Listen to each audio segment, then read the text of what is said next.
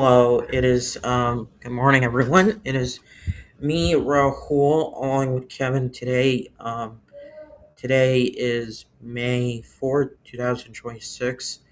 May it's Star Wars Day apparently, so May the happy fourth be with you. yes, may the force be with you, yes. And today is episode 79 of the Number by Number podcast. So next time we do the podcast will be episode 80. So be on the lookout for that one. Um, Today we're going to be talking about careers, jobs, like work, right? That's what we're talking about. Yep, exactly.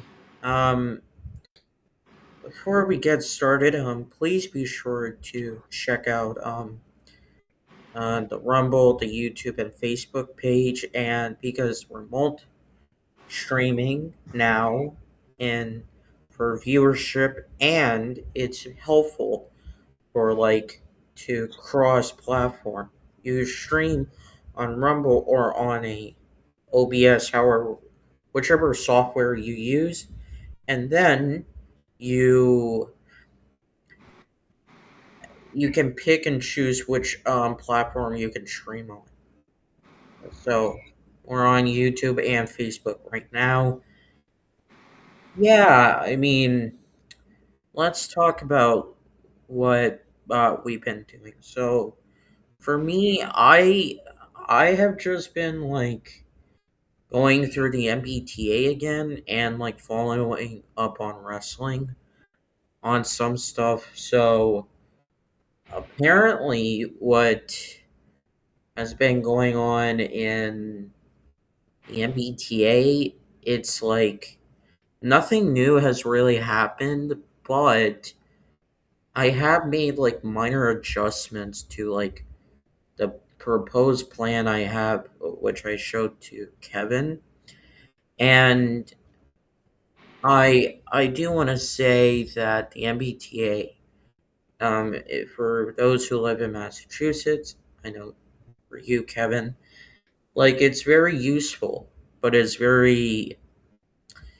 outdated in infrastructure and everything. Literally everything is outdated. And Boylston, if anybody has been to Boylston, it is really bad. It is really bad. Do you want to like what would you say about Boylston Street Station? Yeah, it's been a while since I've gone there. The thing they should add is like an elevator, especially for someone who is handicapped or has ADA accessibility issues. I just remember the only way you go down through Boylston Street is the stairs. But there's a Park Street station actually right adjacent. And I believe there are elevators that will take you down there. So if people with handicap disabilities or can't go down the steps, there are elevators near there. So if Yeah, you were to walk from Boylston to Park Street, it'll be like 3 to 5 minute walk. So it's just like yeah. right there, right in the Boston Common. Yeah, so what a lot of people don't know about Boylston, it's like it is cross-platform. So like if you would imagine like a platform is like this, a cross-platform which Boylston has, it's like this or it's like this. Oh yeah, I've seen that before. And apparently there's a flying junction. That's because back in the old days of the MBTA, they developed the Tremont Street subway and the flying junction, which is called the Tremont Street Portal, or like the Pleasant Street Incline, as it was called, because they had to close it down. That's actually the opening that would lead into the south of Boston. Oh wow. That was the original use how the of how that Boylston Street worked. Mm. Wait, yeah. Keep I can talk talking. about my. I'll talk about my weekend. Yeah. So let's just say my past couple of weeks was really good. On a Saturday, not this past Saturday, but the last Saturday, I decided to go out and eat at Olive Garden by myself. And after that, I went and hung out with Donato. We actually decided to go to this event called Sheep Shearing Festival right at the Gore Estate. It was a really good time going out for a walk, even though it was cold. And as we got through the sheep shearing festival, there is an area where people and anyone can learn how to shave the sheep and also look at animals. But there are food vendors, and I was able to try the chocolate strawberries over there. It's really good. And actually, we bumped into Donato's sister, who was also volunteering over there. It's really cool to see a lot of vendors out there. And Sunday, I don't remember what I did that Sunday. I think I was chilling at home, and I worked for the whole week for the full 5 days. And at one point, I was talking with my coworker about the 5K race that we did this past Sunday. We did a lot of planning, and we tried to figure out how we're gonna get there. And it was during the week.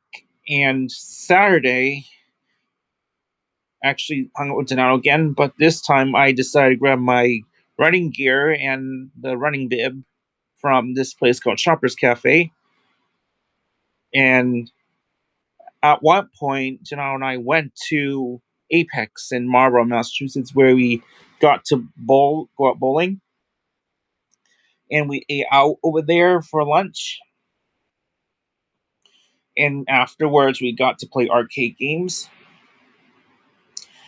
And at one point, I was just thinking about how to get ready for the race. And by the time I got home, I was able to get ready, eat dinner, get clean up a bit, and get my running gear ready.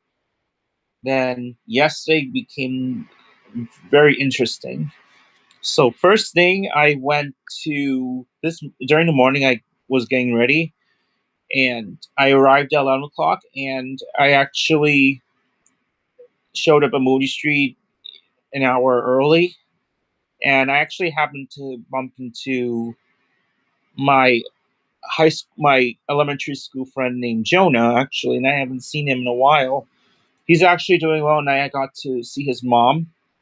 And I actually introduced Xavier and Josh to Jonah. But Evan and I knew Jonah from a long time, and it was a really good time to reunite. And at one point, I saw my coworker there. We were discussing about getting ready for the race and just having fun times. And I actually did, Josh and I did Zumba together, and well, as a warm up. And actually, Josh told me it was actually his first time actually doing a 5K race. He actually ran, and he was ahead 4 minutes of me by the finish line. And Josh will be able to tell you his exact time, but he actually enjoyed it, and he said he would do the 5K race again. I actually inspired Josh to join as a way to show cause and also give back to the community. And at one point, once the race was over, Xavier, Josh, Evan, and I reunited with James. Actually, James was also running for the race as well, and then my coworker showed up, and we were taking pictures. And at one point, we all, Evan, Xavier, Josh, and I, finally got to meet this person named Joseph, who is actually a photographer for his own independent for his own independent contracting position. And it was really cool for him to talk to talk with him, and he was able to take good pictures. And he actually took pictures of me when I was running in the race, when Josh and I ran the race, and he took pictures of James too. And then he also took a picture of me, the five of us, and my coworker. And after that, we all walked to Shoppers. James had to leave, but we all went to Shoppers to celebrate the post party, and we got a slice of pizza there. And by the time when we left Shoppers, we were actually on our way to MacArthur because there was another event that we all wanted to go to. Actually wanted to go home, but Evan, Josh, and I, Josh rode his bike to MacArthur. While Evan and I met up with Josh over there, and we happened to see a few of both Nothing's Impossible baseball coaches there and the players, and we also saw different groups of baseball leagues over there as well. And at one point, Evan, Josh, and I saw Joseph again, and we decided to catch up with one another, and it was our time to get to know each other. And once the time comes, one of the baseball coaches from Nothing Is Impossible led the parade. And so, if you know Pizzi's, right, in MacArthur. So we started off on Lincoln Street, the corner of Lincoln and Lake Street, and then we made the right turn onto Lake Street, and we marched for 5 to 10 minutes until we reached to this playground, this park on Lake Street. It Is was like it a 10, north? 15 minute walk. Is it north of Waltham? Yeah, it is. Let me see if I can look at the map. Oh, As- I can yeah, look. it's called Hardy's. You know Hardy's Pond? Oh, okay. So there's Lake Street.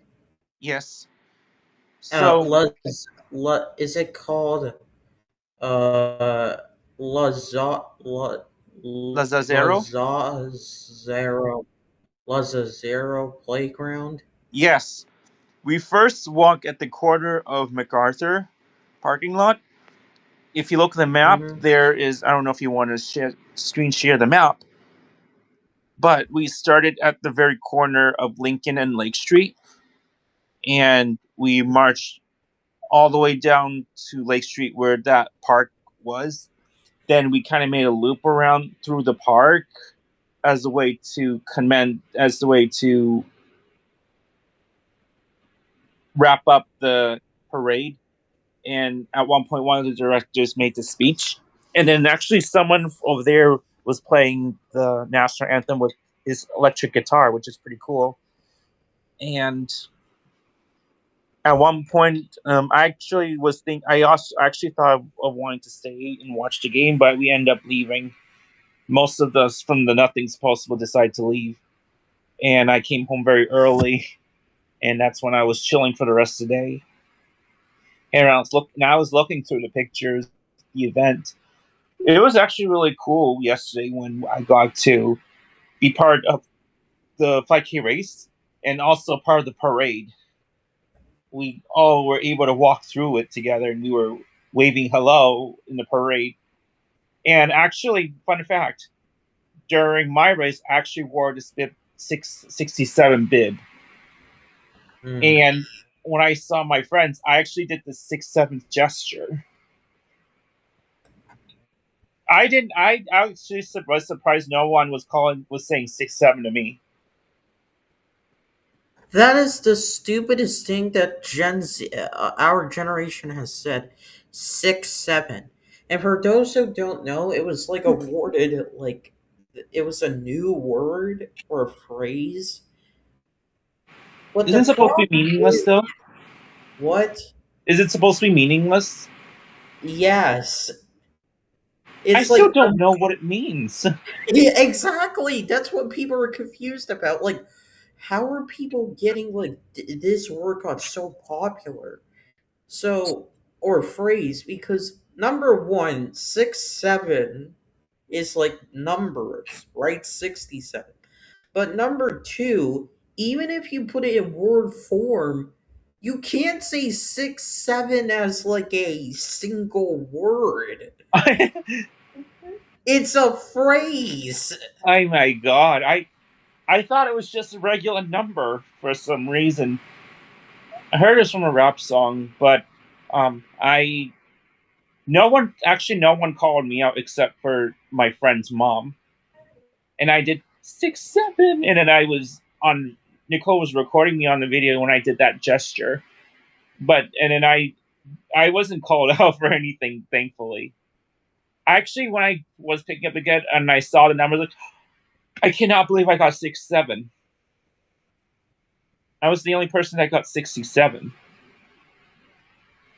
and I was kind of worried someone's going to make fun of me, but I had to wear it because it had the thing. It has a chip timer on the bib, and so when I wore it, I mean, luckily I had no one initiate the 6'7" jet trend, unless if I told them about it. So the 670. Oh, my last race, I got 66, so I almost got 6'7" on my last race, my last 5K race back in November. I was like very close to it, 67. Hmm. The 6'7", the 6'7". My friend's mom, Nicole, doesn't know what 6'7" means. Yeah, me neither. It's all like young generation trend. I think they should strike it from the dictionary before it becomes. Yeah, there was a restaurant that had the 6'7" menu, and then at one point the restaurant eliminated the name. And I heard that the school don't allow schools don't allow students to use 6'7" phrase. I don't know if that's Yeah, true. like, I don't blame them because like it's not a phrase, it's a number. That's the problem. Like 67 makes sense, but because like of this stupid trend, I think it became on Fortnite or whatever. Like again, it was young our generation, but it was the young creepy weirdo section of our generation. It's like 6'7". And I'm Oh like, my god. what does 6'7" even mean? I know 67, I know 6, and I know 7, but 6, 7? What does that mean? I know, it's so confusing. 6'7". What if a teacher wore that number? I wonder if they would be embarrassed if they roared that. They probably would because they don't know what it means. And what I they wrote and when they find out, it's gonna be silly. I wrote on the post saying, "Oh, I accomplished a race. I didn't choose 67. 67 chose me." Yeah. Well, that's actually a good thing to say. I just don't want to get judged for wearing 67. It wasn't my choice. I was automatically selected to wear 67 bib for some reason. Yeah, like Unluckiest day for me. now like people could do this with any number or anything like and it's gonna look really bad. What are we gonna say for 10? 10?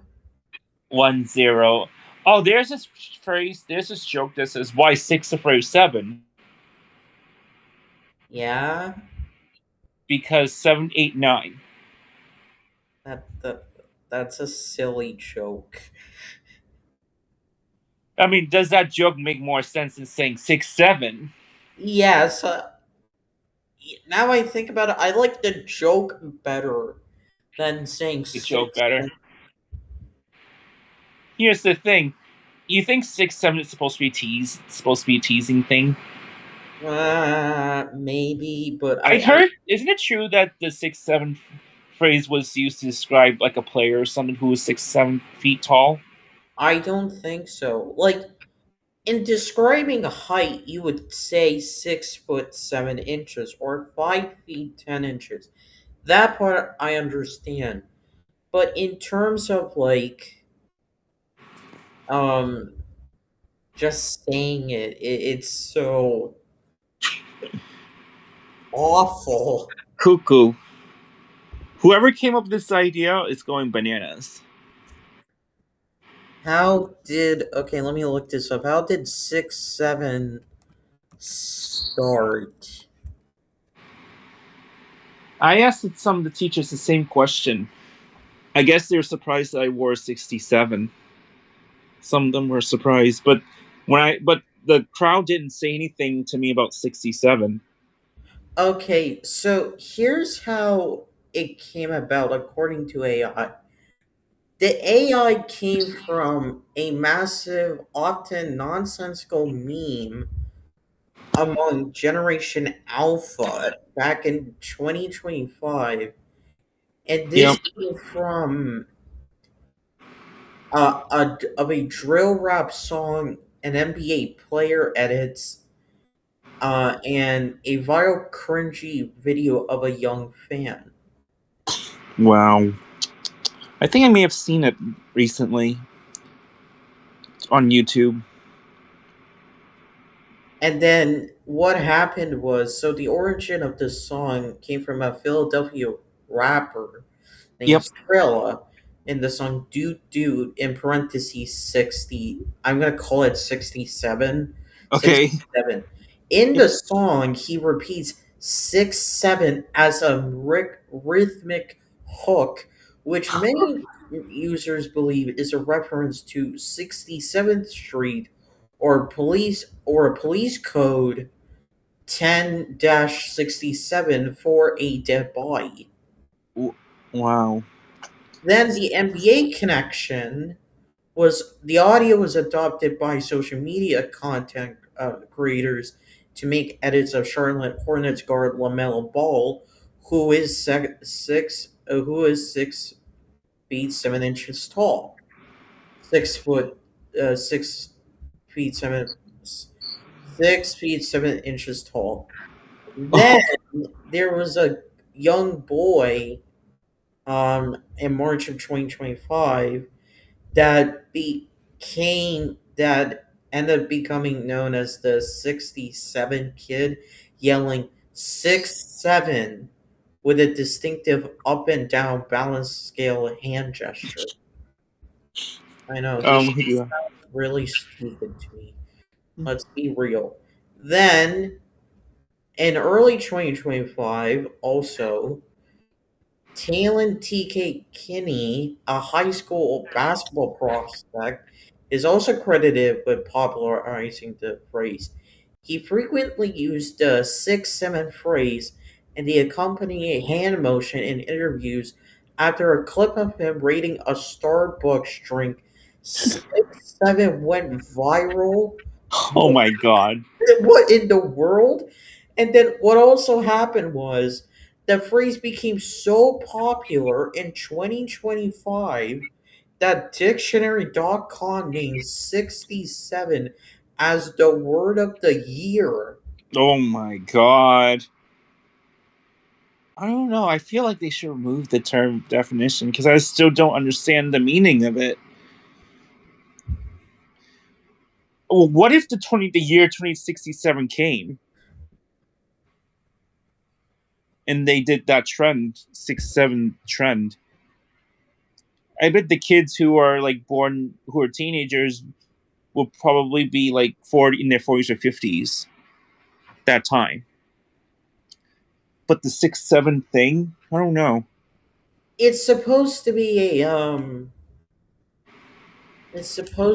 a what you call it, a nonsensical phrase. It's supposed to be a stupid. It's really stupid.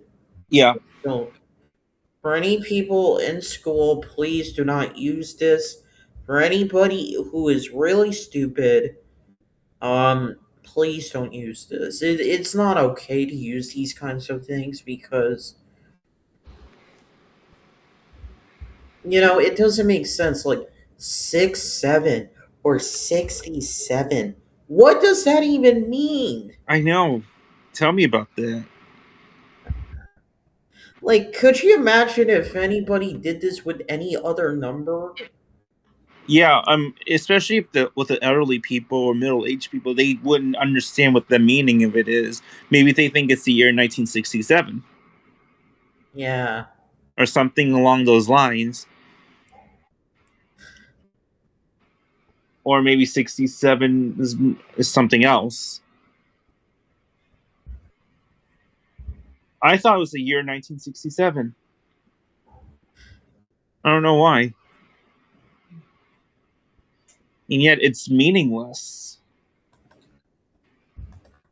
Whoever came up with this stupid idea of 6-7 phrase, the 6-7 saying,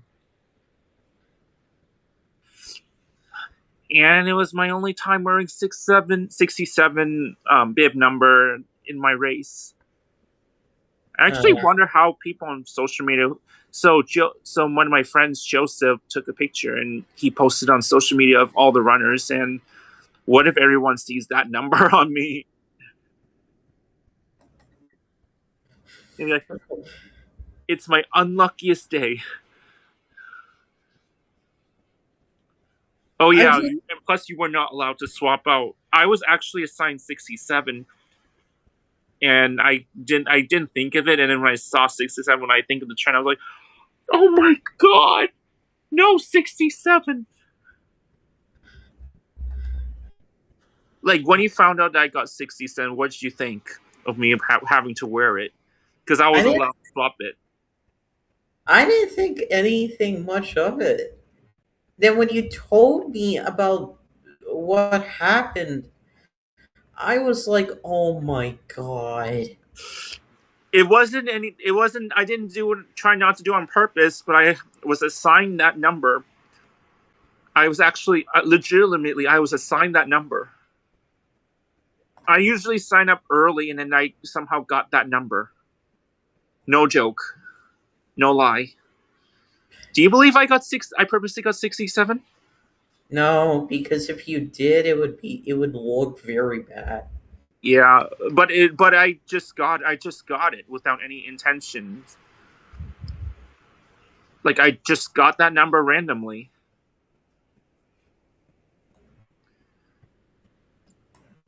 Uh, So you're not allowed to swap the numbers with anybody, and I think otherwise for you'd be good banned from participating in it. So I had to stick with the 67 number on me, and I hated it so much. so much. Like, what if it goes on viral, and then what if all the kids see me in in it?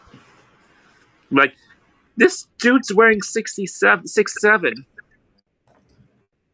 But you can't let it affect you. Like I six, know it's just a number.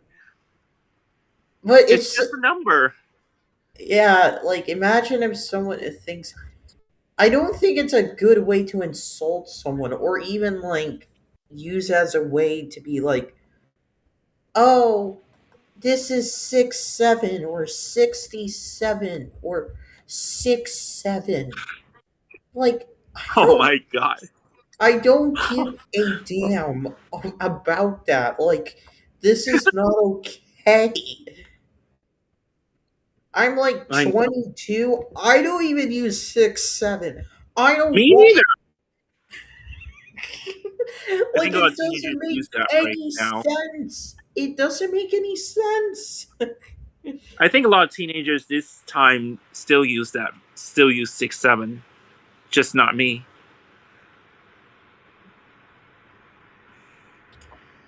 It's a young generation thing. Yep, everything's going viral. I could be viral on the internet. We'll see. You just never know. But either way, I felt popular during the race and when I did the parade. Despite me wearing that number, I actually enjoyed yesterday. It was actually a fun time, despite the 67 number. I It was a great way to see my teachers again, see a few of my friends over there. Mm. And yesterday was actually a blast, and it was actually Josh. Josh loved the 5K race. Actually, he doesn't mind doing it again. He hopes to join other events, other organizations with 5K races. Maybe when Josh comes on tonight, we should talk about 6-7 or something. If he joins, and what he thinks of the phrase of the Oh saying. God, oh God, I hope we don't rot his brains. Oh, I know. Yeah. But yeah, that was my past couple of weeks since our last podcast. I think yesterday was definitely the most fun part. I actually was hoping more friends could come, but I did see a few of my high school friends watching me. I think they're busy though. They're busy talking, but one of them saw me and they called my name. And I did and actually did the 6-7 gesture thing. Just Please, because I had the 67 bib. I didn't actually I guess I should not have done it, but I did it. So it's yeah. We should. I think we should refrain ourselves from saying six. Try. I mean, we can't use it to like go at people like 6 7 6 7 5 6 7. You son of a bitch! Like you can't do that. I know. I know. This is the only time I got that number. Usually I get the 200s number.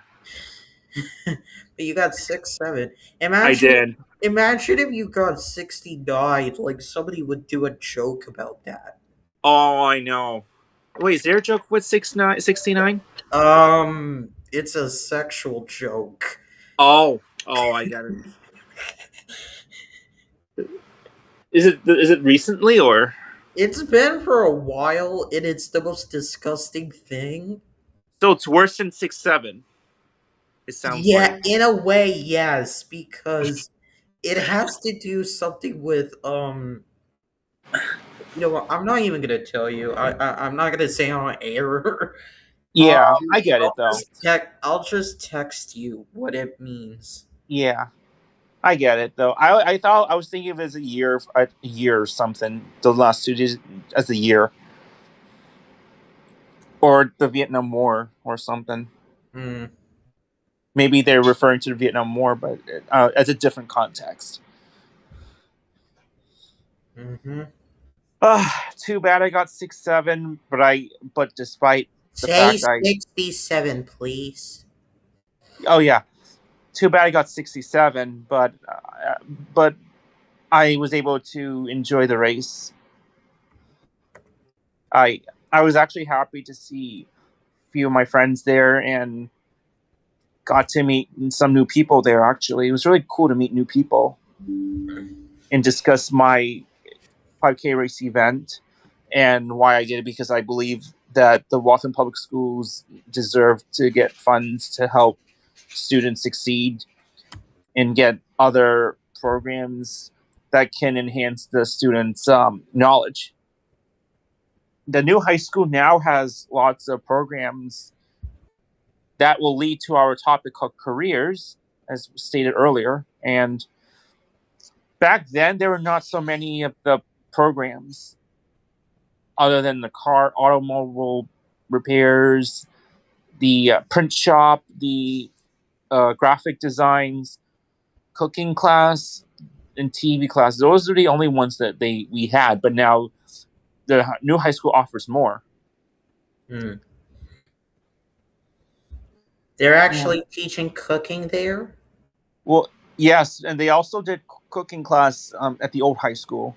But now I actually heard that new high school now has a restaurant that where students can cook food for the visitors, which is actually really cool. I'm There's just actually cosmology. I can't pronounce that name. It's like they do like hairstyles and stuff. Cosmology, cosmetology.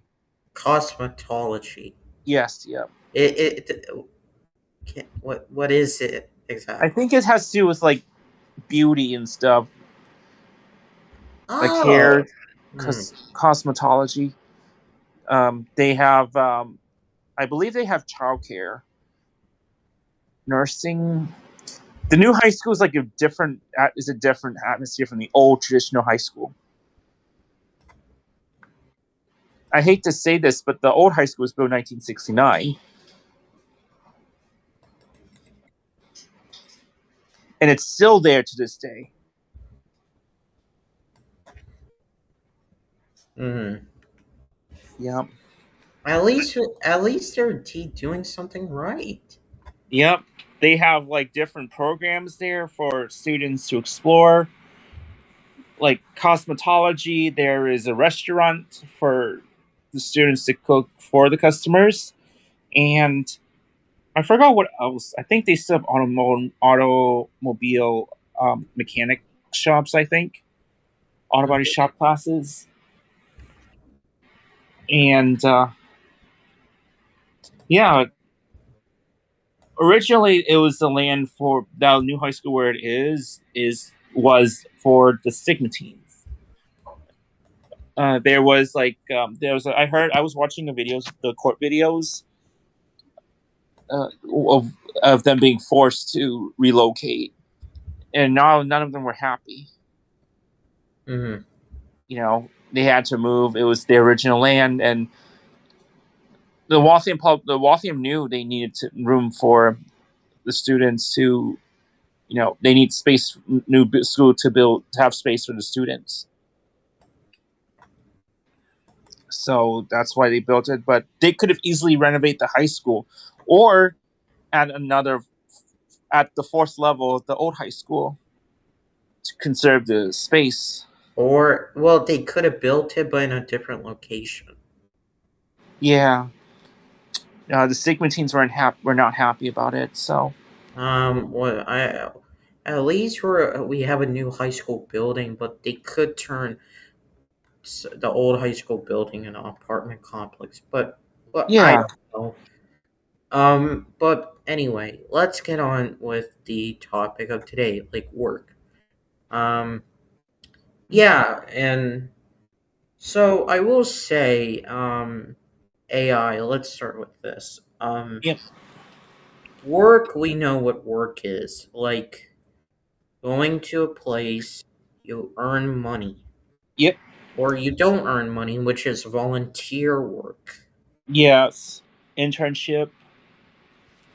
Yes, and internships are like in college. You work a job. Is that right? Oh, wait, if you work at a college, I think they call it study work. Like if you are in college or high school and you're getting a job through something. I believe so. I would say they would call it study work. So Mhm. while you work and get paid, you also can do your homework. At Mm. least from when I was at Wentworth, I didn't do it, but some of my college friends did it, and this gave them the opportunity to learn how to multitask. Mhm. I mean, I've dealt with Office before, so I know how Office works. Mm. Is that for? I mean, that's like good, right? Like that. Yeah, that this is the chance for them to grow, grow as they learn how to take responsibilities, even if it's a simple type, even a simple task. You could transfer that skill from the internship to where you are right now because you gain some knowledge on how to do it. Right. Yep. Um. So we need to talk about, and this is important for people to understand when they're watching. Um. AI has taken over. It has in some ways, and in some ways it's been bad. Um, there has been an AI job in like prime minister in political positions, and they want to replace certain jobs with AI over the course of like the next few years or even decades. You wait, you said this is for government? Yeah, like government, like for regular jobs, like everything. Like Wow. a regular job, like, and even for government. Like it's scary because it's like I don't know what to make of that. I think I don't think AI government should be a thing. every year, I'm pretty sure every year they're going to update the laws.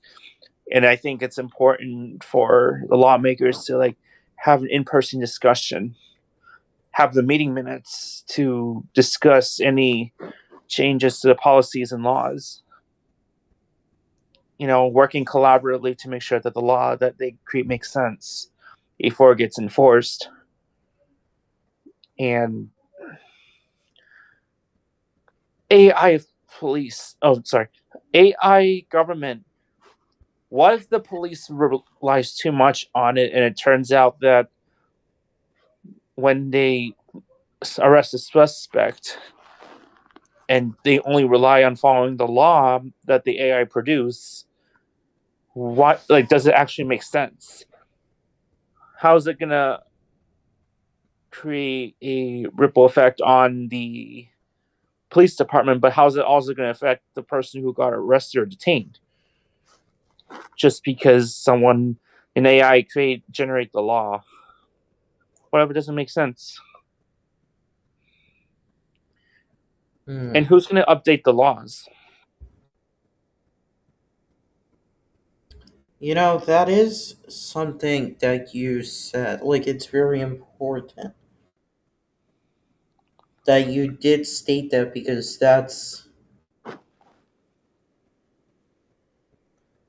it's important that you state that because in that light, people can realize like AI is not meant for these things. Like, imagine like they want to try to make it as dystopian as possible.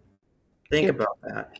Like, there's nothing wrong in AI per se, but like when you try to replace it with like try to work it with like politicians and like the government, that's not like a good idea at all. Mm.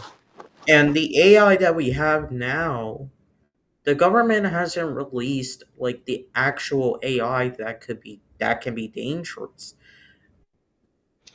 Oh, what if it came up with the law that says that can be dangerous for people to follow? Or what if the AI says, "Oh, there's no such thing as, or no long the right to bear arms no longer exists," or something like that? You What if know, it changes the constitution? okay, you know what? That is really bad. Yeah. Yet there's a lot of shootings going on lately. So how can AI help or solve the situation? Can it solve the situation? Hmm. I mean, I'm just trying to understand it. It doesn't make any sense. You know what I'm saying? AI. Is it? I mean, which jobs? Like most jobs can't replace AI. Can't be replaced by AI. Yeah. Like I know, like self checkouts is one. I know those things. Yes. Alexa and Siri are AI, but those are very basic AIs. But Translating translating is like another. language. And earpiece Oh yeah. translations. Oh, what else? Oh, I've seen kids, sometimes kids would use like chat GBT when writing essays or use it for math problems. I don't know exactly which software it is. Hmm. Like if you're given like a basic algebra or calculus problem, you type in that formula and it automatically calculates the graphing and gives you the quick answer with the steps shown.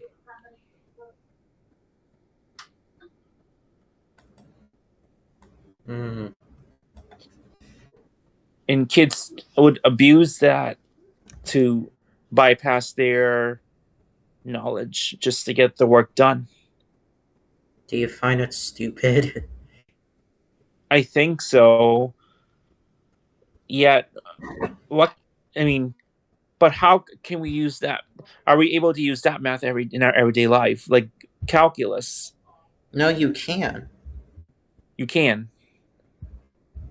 It Well, depends on like what field you're in. well, you can't. I'm saying for AI, you can't use like everything like like AI for those kinds of things. Yeah, it's like cheating because you need to know you need to understand you need to understand the steps on how to do it. And that's the thing. A lot of kids rely heavily on AI just because it tells you everything. But it's like, what if the student forgets if they're on a test, and then the teachers would eventually find out, oh, did you use the thing to cheat? Like, doesn't it has to mean something, right? Yeah, AI. I've seen people at my office sometimes they use Copilot or like this AI to draft emails, like to make sure the grammar sounds correct. But at the end of the day, you cannot use it as a final product to send your work or send your email. You know, a lot of AI tends to use like generic phrases to make it sound compelling, but at the end of the day, is it actually useful to use as a final product when sending out emails or the text?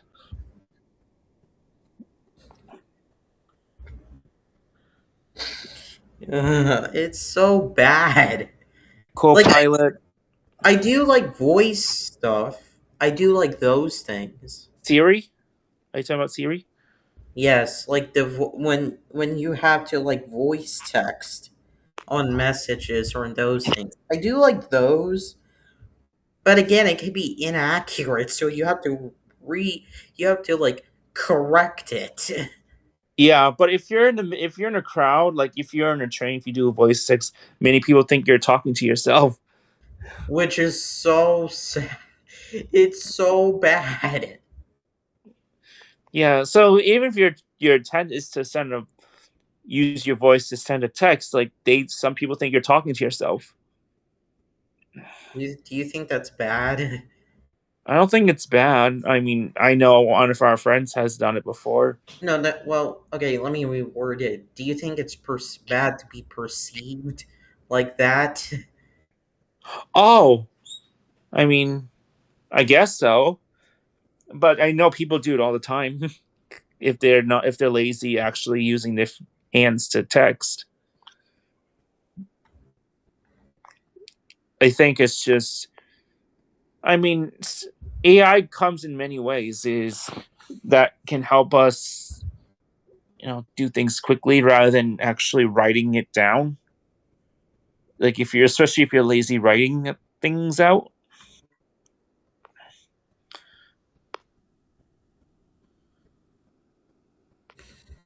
I mean, I tend to write. I just can't get over the fact that like people do this stuff. Like, to be fair, like I do use voice text and everything, but like Yeah, I don't like, and I also use Grammarly. Grammarly.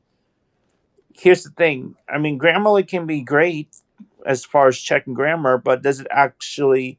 But when you select a particular phrase that may satisfy you, actually, does it actually mean? Does it actually sound robotic?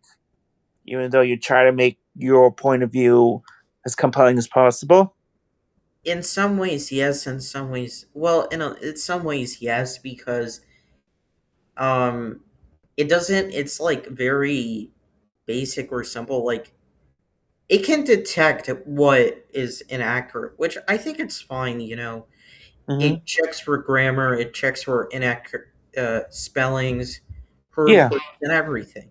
yeah, But definitely. in order to like I have used it at times, but I don't think it's like you can use it for everything, especially when it comes to essays, homework, and those things, because that's not a good sign. Oh yeah, I'm And pretty sure also teachers would check. and also, you know what's going on? Like in schools, I think schools should do this. They should detect if AI is used or not. Mm.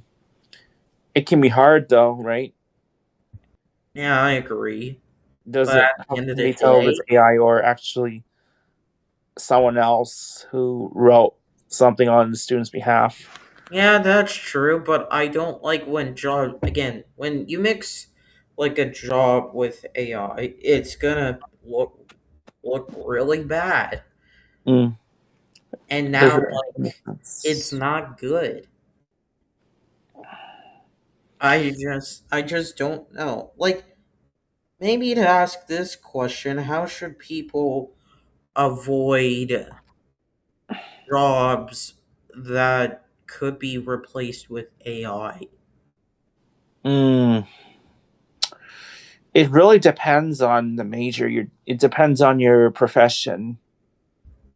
If you want to find a job that doesn't is that's not taken over by AI, it's like you got to think of like which job it is and decide if it's gonna be if your job's gonna be a long term or a short term. I think for people who is in the data industry who types in data and print stuff, I think they're at high risk of getting eliminated because of what AI is capable of doing. I think for AI, I don't think I think one of the jobs that won't be replaced with AI is probably perhaps like a doctor. Doctors are there to assess someone's feelings, and they need to physically be there to help the patient.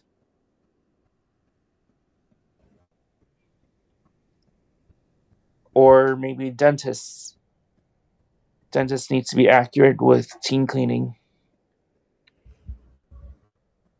especially with depending on the patient's conditions. Or also, I think another job that can't be easily replaced with AI is, I'm guessing, the schools.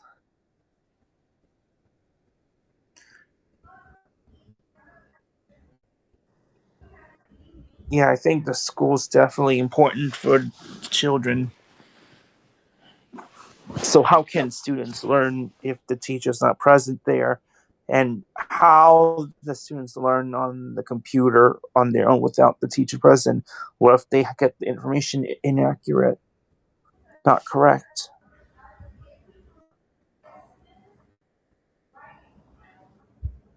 Or how can teachers do like check ins to make sure that students are doing okay and doing well?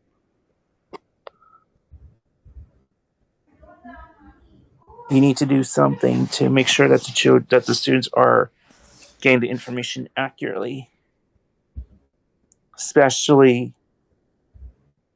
if they're particularly new. Because if they need, what if the students need help or clarifications? Will the kids want to stay at the screen all day, or if they get bored listening to the AI stuff over and over again? There's got to be like some sort of interaction, two-way communication, so they can receive the information accurately.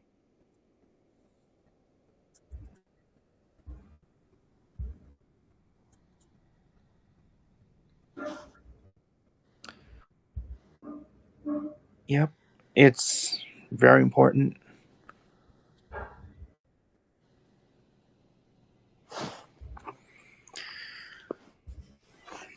Yeah, I just don't think the AI. Here's the thing. I think the AI would be good to. It can be useful. You just can't rely on the accuracy of AI. Sometimes AI can provide inaccurate results,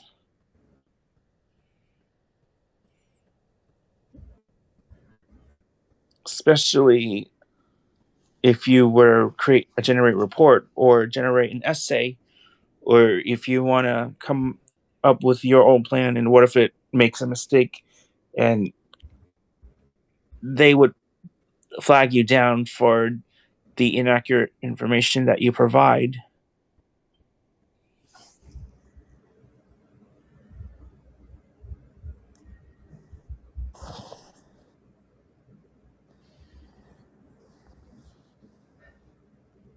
So it is important. You should. I think the only way you could use AI, depending on what you do,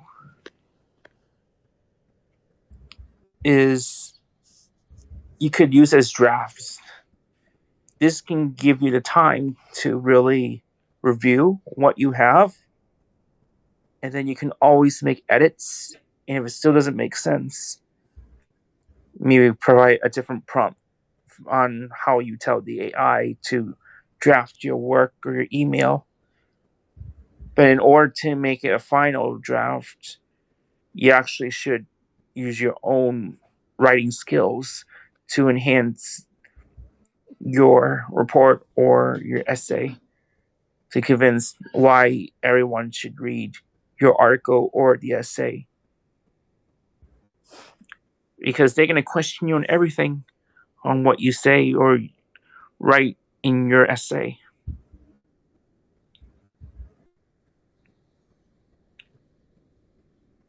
So that's why it is important that you manage your time to think and not heavily rely on using the AI too much on everything. I think the easy way you can use for AI is like giving, maybe set up reminders, or just have, I think, a reminder, or just as a basic guidance, but just not use it for as a way to provide a final product on getting everything done.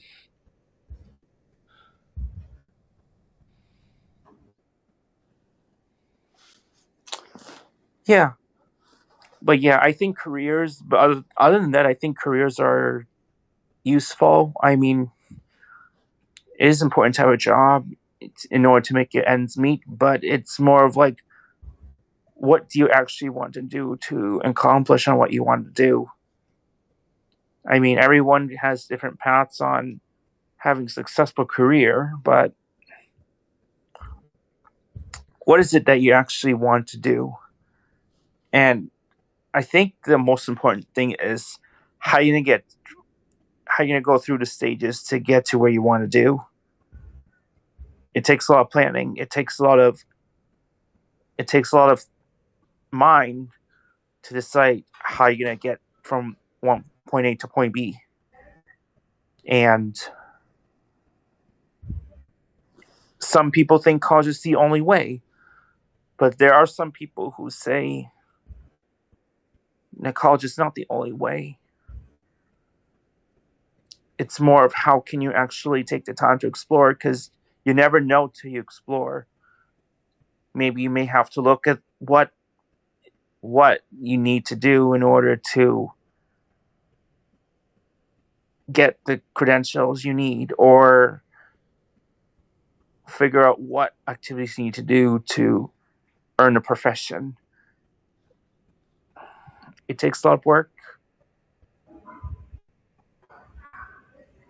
but you got to figure it out. I mean, every profession has a different steps, but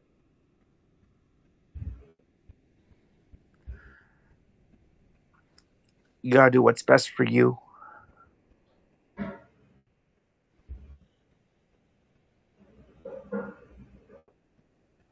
I think the most important is what types of careers there are, and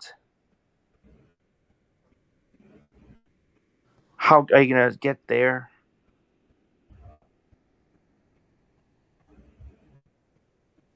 And what is it that you're gonna actually do to get to where you want to be?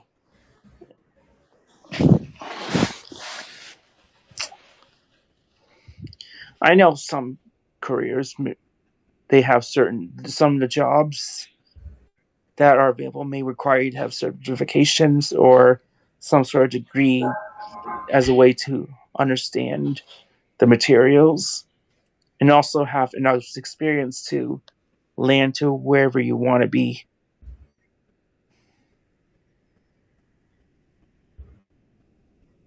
And I think it's important because this is what you want to do and how you're going to do it to achieve what you want.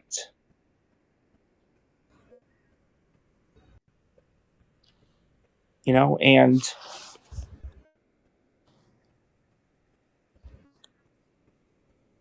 see does it take to actually do what you want. I think one of the ways you should start exploring is when you're at a very young age. That should be the time for you to figure out what you want to do, because as you grow older, you may have, depending on like what field you want, it may take you some time to actually get to where you want to be.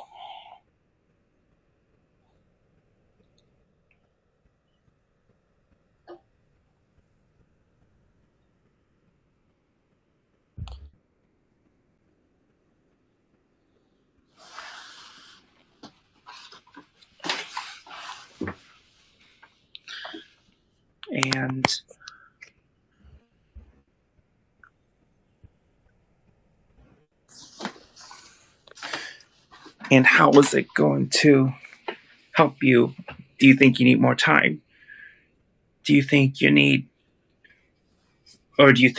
only basic skills to get the job? And again, it really depends on what you do and how you're going to get to where you want. Because I know every job has different sets of requirements. And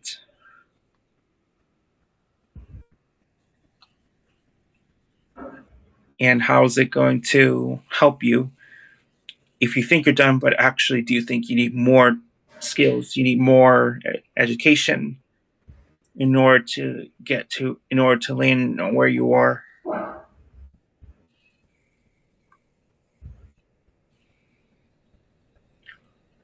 Or another alternative is taking like a vocational program. If you truly don't know, maybe a vocational program could be a starting point, because this can be a great point for you to explore on where you want to start. Take the time to look at each of the career programs they have, and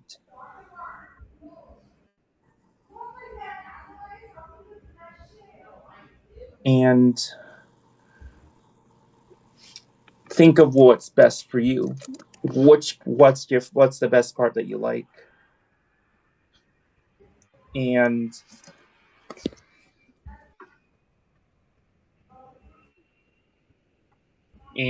how is it going to,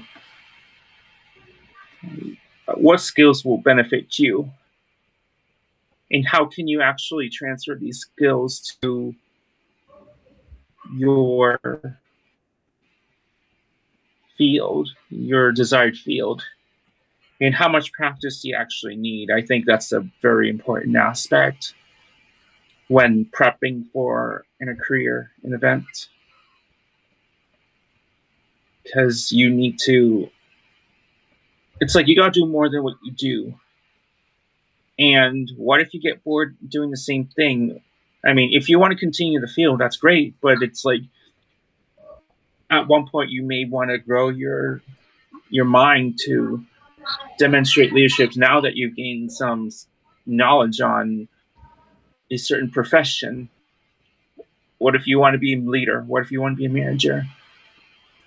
What does it take for you to land to be the manager? Because you already know how everything works, how the items work, or how can you manage to help people understand what you're doing because you already have the knowledge gained. Or another question is, I think that another question is, how can you, as a manager? Hello. Sorry, I've I been felt like I was left hanging for some reason. I couldn't think for some reason, but I was just talking about like how many ways to get to careers. So what have you been talking since I've been Oh, it's a lot to talk about, but it's mostly about how to get from one career to another, I guess. What type of education is needed. Yeah. I was just been left hanging there as when you stepped out. So Um what does that mean?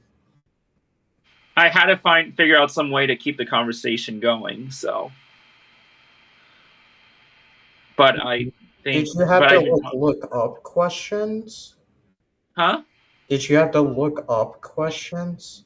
No. I just actually thought of some questions in my head. I just thought of some in my head as a way to keep the conversation going. But I kind of like transitioned to how to obtain a job and how to fit in the career you want to do and what kind of courses do you need, and talk about any changes that you may experience one day if you're following a. So if you're going to follow the same profession, but what if you at one point given an opportunity to be a manager but still doing the same thing? That kind of thing.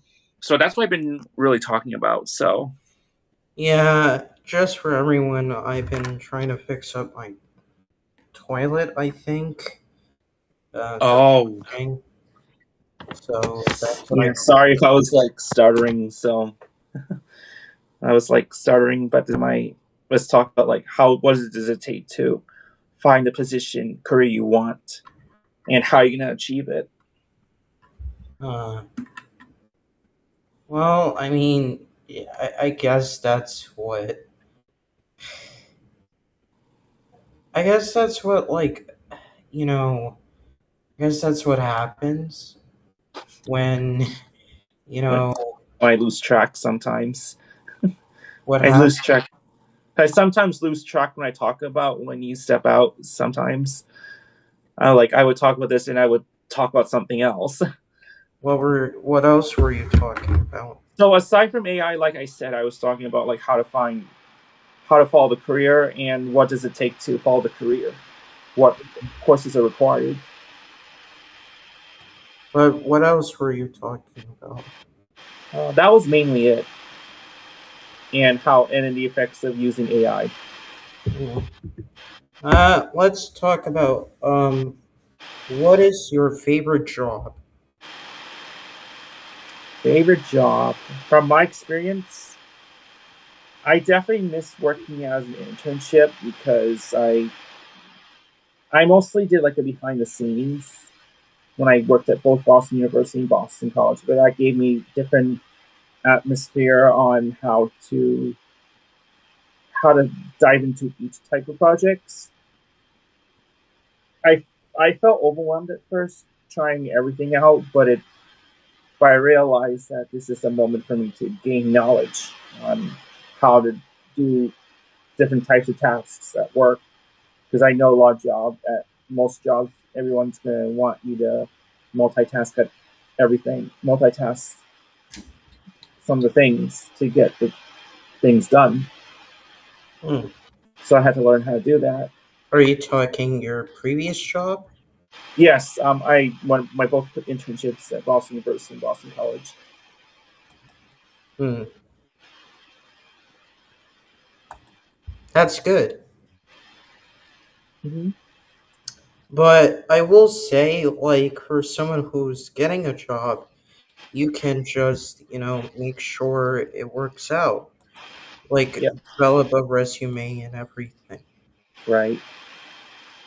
So, how would you tell someone to start looking for a job? Sorry, can you repeat because you're like muffling? Oh, I have my headphones. That's why. How would you tell someone how would you help someone who's looking for their first job or their second or third? Mm.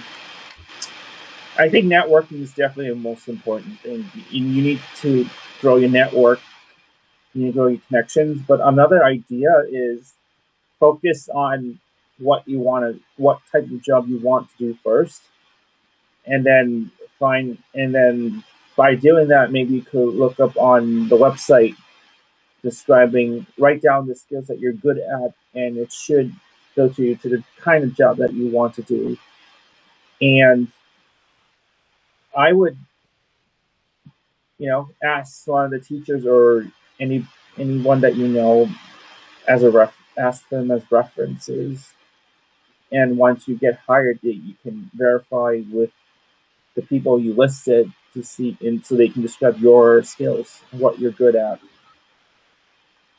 And I think another practice one, especially first job, is practice the interview skills. Maybe find a buddy to practice the interview skills. Maybe one person can ask questions and then they try to answer the question without having to sound hesitant, so they can nail their first interview. Definitely takes a lot of practice.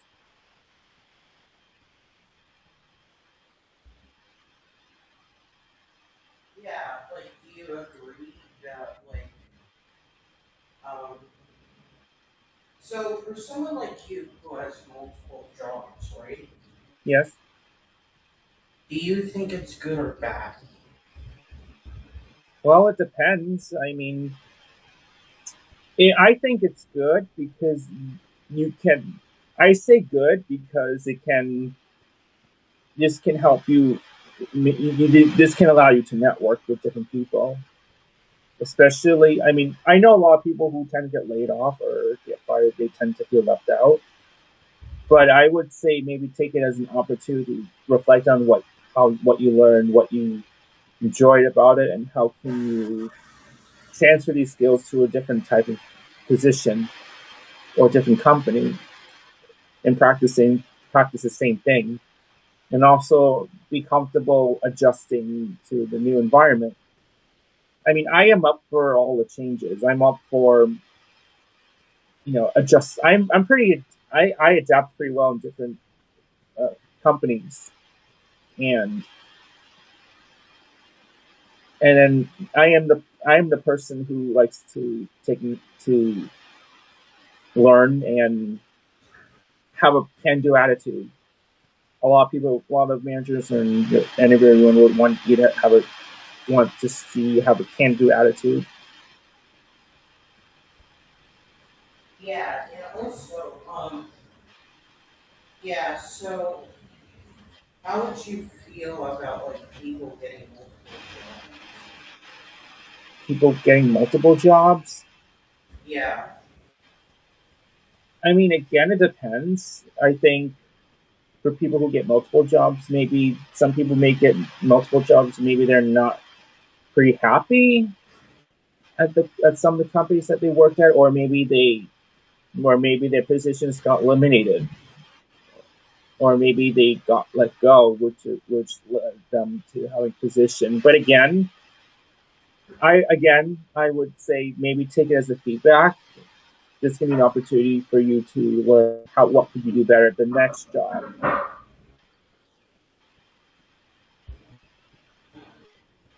This is Yeah, really like a growing experience. the reason why I asked is some, like, like you said, depends on the situation. So, my case is like, why do people, some people do it to provide their family. Some people do Okay. it to, some people do it to provide for their family. What would you say to those people?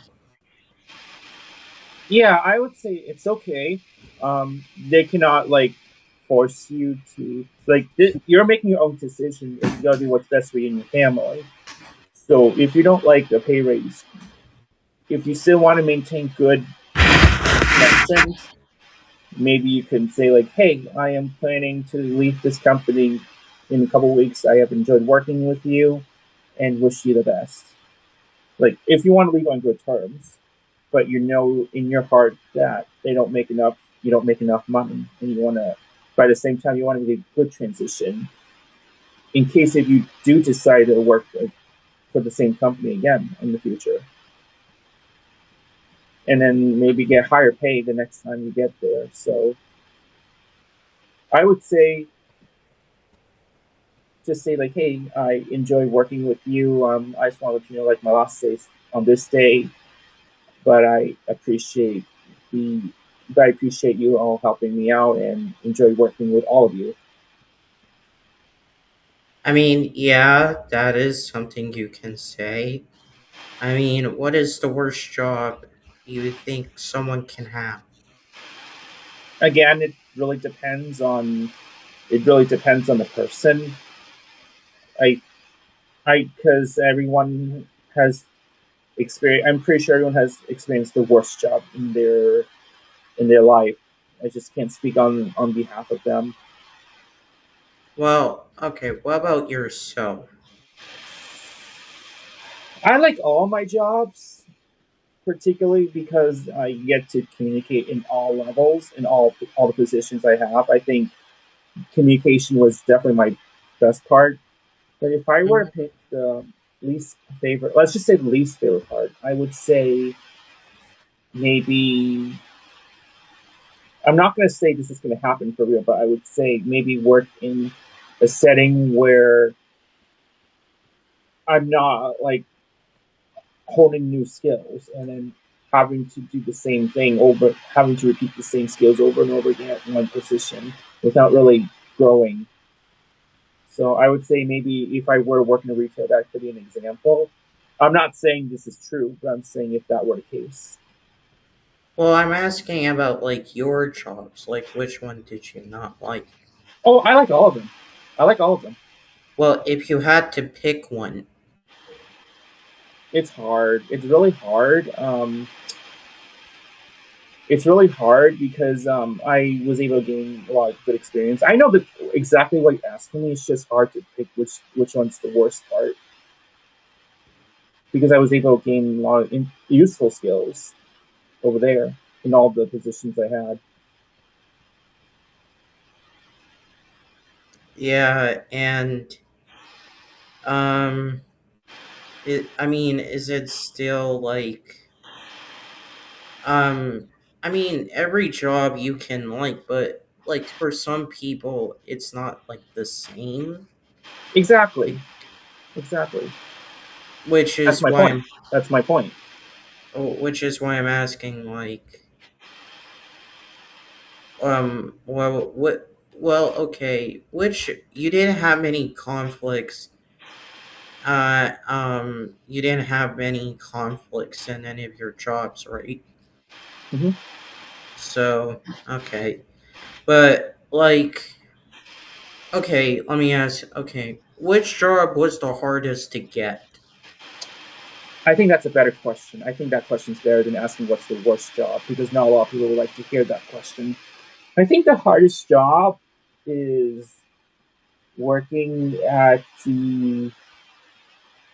From my experience, I used to work. I'm not going to say the name, but I would say at a, I think it was at the corporate office where I was able to create blueprints of retail stores, Mm-hmm. and it required a lot of knowledge and for me to actually produce blueprints and then submit it right away to the clients.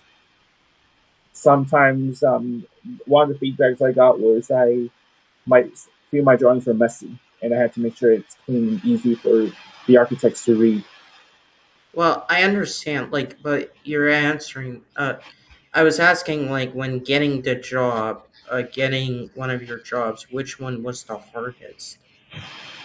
Like, in terms of like applying, getting the interview, and then finally getting the job. Uh, I feel like everywhere was the hardest to get the job, all the jobs.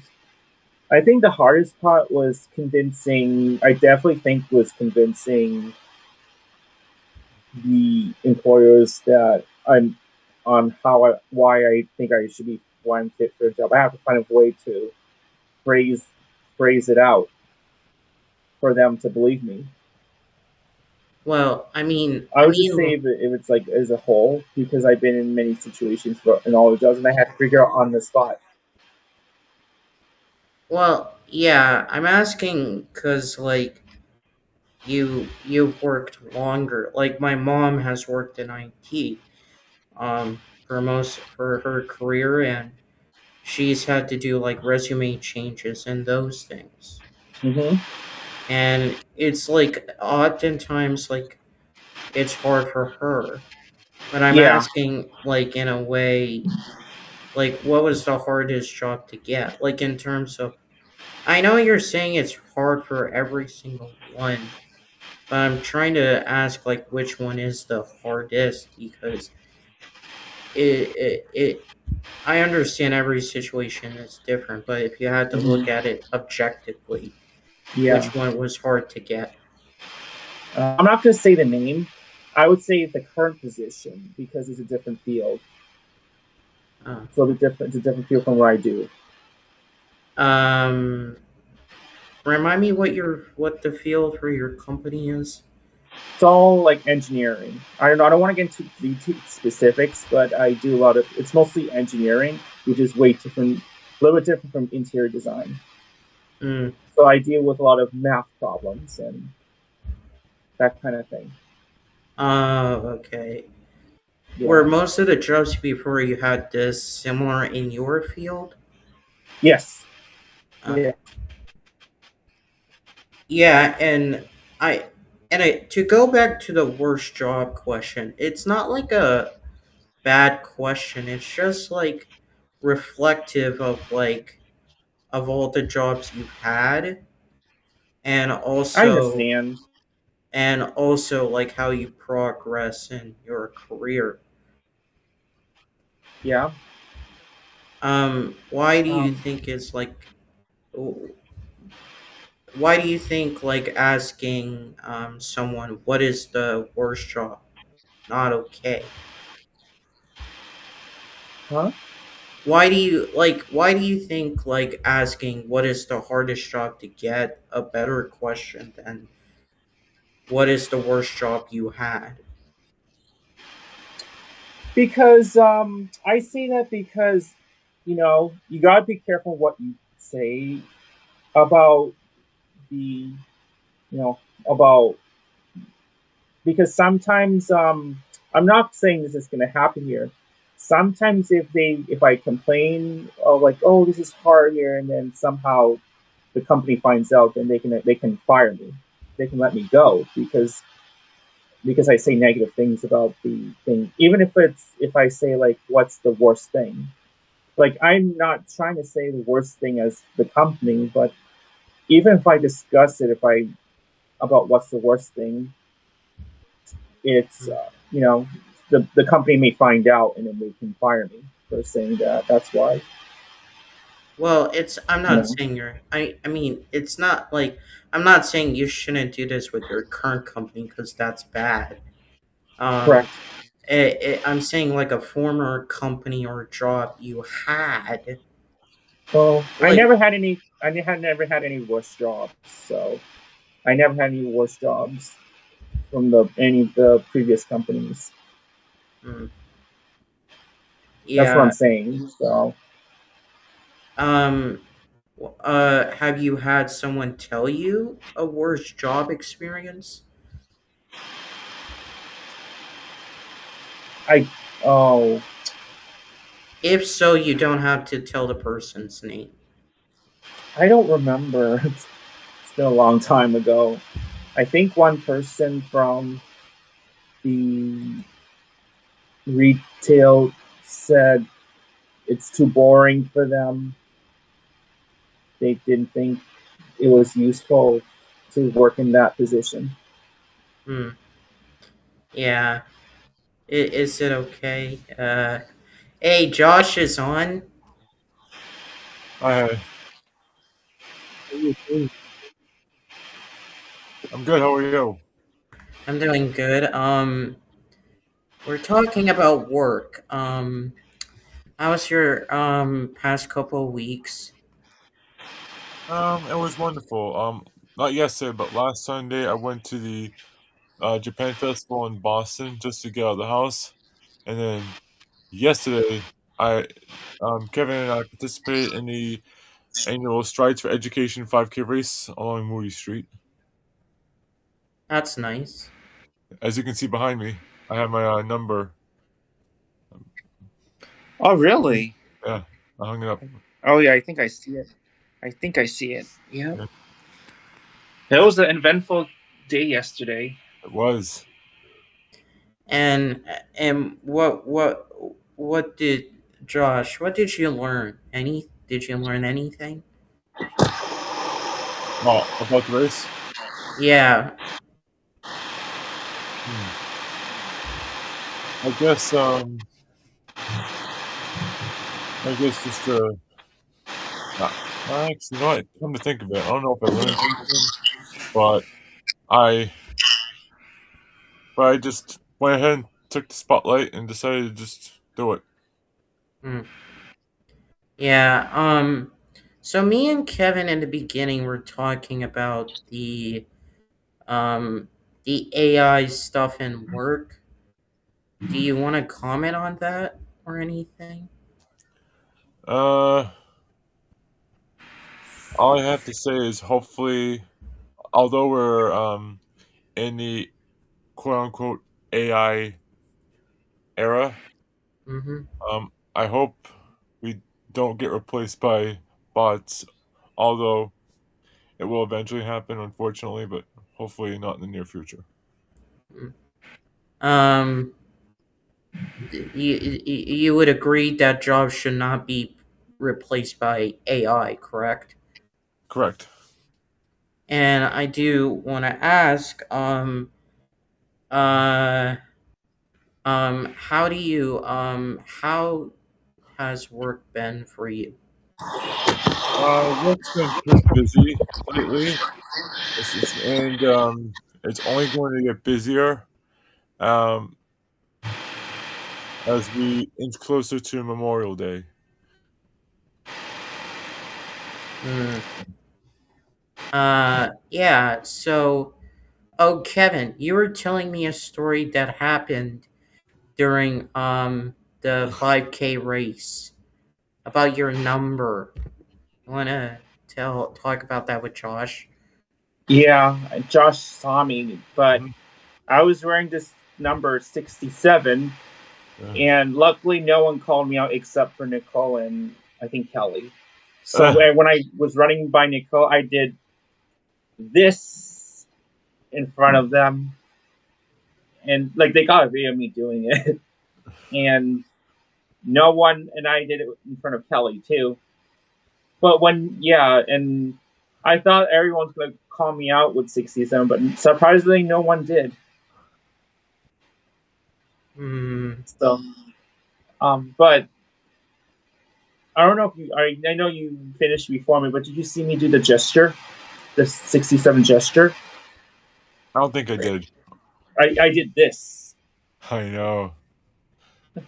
Yeah, it's a brain That's rot a thing. common trend. It's a brain rot thing. I don't. it's something I do not agree with. Nobody should do that, please. Uh, Josh. Wait. Let me start with Kevin. How many jobs have you worked in so far? I think 6. Josh. 2. Two. Okay. What was your best experience from your last job? The fact that I have weekends off, Hmm. and plus, um, you get food there, meaning you don't have to. At least I don't have to bring lunch every single day, as opposed to where I am now. I still get 2 days off in a row, but instead of having the weekend off, I get Sundays and Mondays, which I like better, honestly, because I can do something on Sundays and not have to worry about getting up for work on Monday morning. Um, but the downside is that I do have to bring lunch, um, pretty much every day, unless I go to buy lunch, which I do every Saturday, considering it's the end of my week every time. Hmm. Do you guys I've heard like if you work at a restaurant or fast food a restaurant like at a food place, you can get like a discount if you buy the food there. Is that true?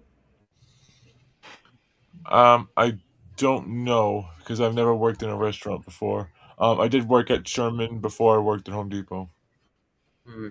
Kevin? I think I never worked at a restaurant. I I guess they get. I guess some restaurants allow a place to eat for free. I guess, but I could be wrong. However, it could be Mhm. wrong. I think they would probably still pay for water bottles and beverages. I ask because like my father used to work in restaurants, but the problem is was like he would get the food for free, or even at times like I would eat at the restaurant and I didn't even know if I was paying for it or not. Right. Right. Cause like um I don't know. So let me ask you this then. If someone works at a restaurant and is buying food, should they pay for it? Pay for it discounted or have it for free? Wait, is this for the employees? Yes. Hmm. I think I don't know. This is a good question. I mean, I guess it'll be nice to pay. I think they could still somehow pay so that way they could use that money to help aid the money for in supplies, for food and for any utensils, since they Hmm. need the funds to keep the restaurant going. So I think it would make sense for the employees to pay something. I don't know if they. I think I mean at least pay half of it, so they can use part of that money to buy supplies. Hmm. So I mean, is it like that? Yeah, I'm just asking because, like, of my experience. My father. gotcha, gotcha. Yeah, Josh, do you have an answer? So, Hmm. hmm, it would be a good idea to at least pay for half of it in case the restaurant that you're buying food from runs out of cutlery, and that they can use said money to buy more. Or it doesn't, or it doesn't have to be cutlery specifically, but it'll be best to pay for at least half of it, so that way they can keep the business up and running, and also buy more, buy more food or utensils if need be. Mm. Oh, I sent something in the Rumble Studio chat. I know, I saw it. Uh, yeah. Um. So I will say I would agree. Like, my answer would be that you should at least pay for it half because you're getting a discount, and also it's important that you under it's important that you understand that it um it's important that you understand like money is worthwhile. So that's what I would have to say. Mm. um Kevin, do you have a question in mind? Mm. Let's see. Do you think that work should? I don't know how to ask this question. Mm. How do you, if you were to work for the same company but you decide to transfer or get a promotion, how would you? What are steps to do that? So um if you want to stick with the same company but you want to move up to a higher position, level position. I guess work harder, improve myself, and also prove that I am worthy, I guess, Yeah. and also make sure I'm not in trouble of anything, Mm-hmm. and I will clarify anything they ask of me of what I have done wrong or supposedly have done wrong, Yeah. because that is important to do. Right. Absolutely. Yep. Yeah. Um, yeah. And and how would you answer your own question? Like, what would you do? Keep practicing on what you do and take the take the opportunity to lead lead the team lead in the team that you're part of in case if you want Yeah. to be a manager. Yeah. Do more than what you're doing. And your second question? Hmm. My second question. How this is a little bit off topic, but how can you prevent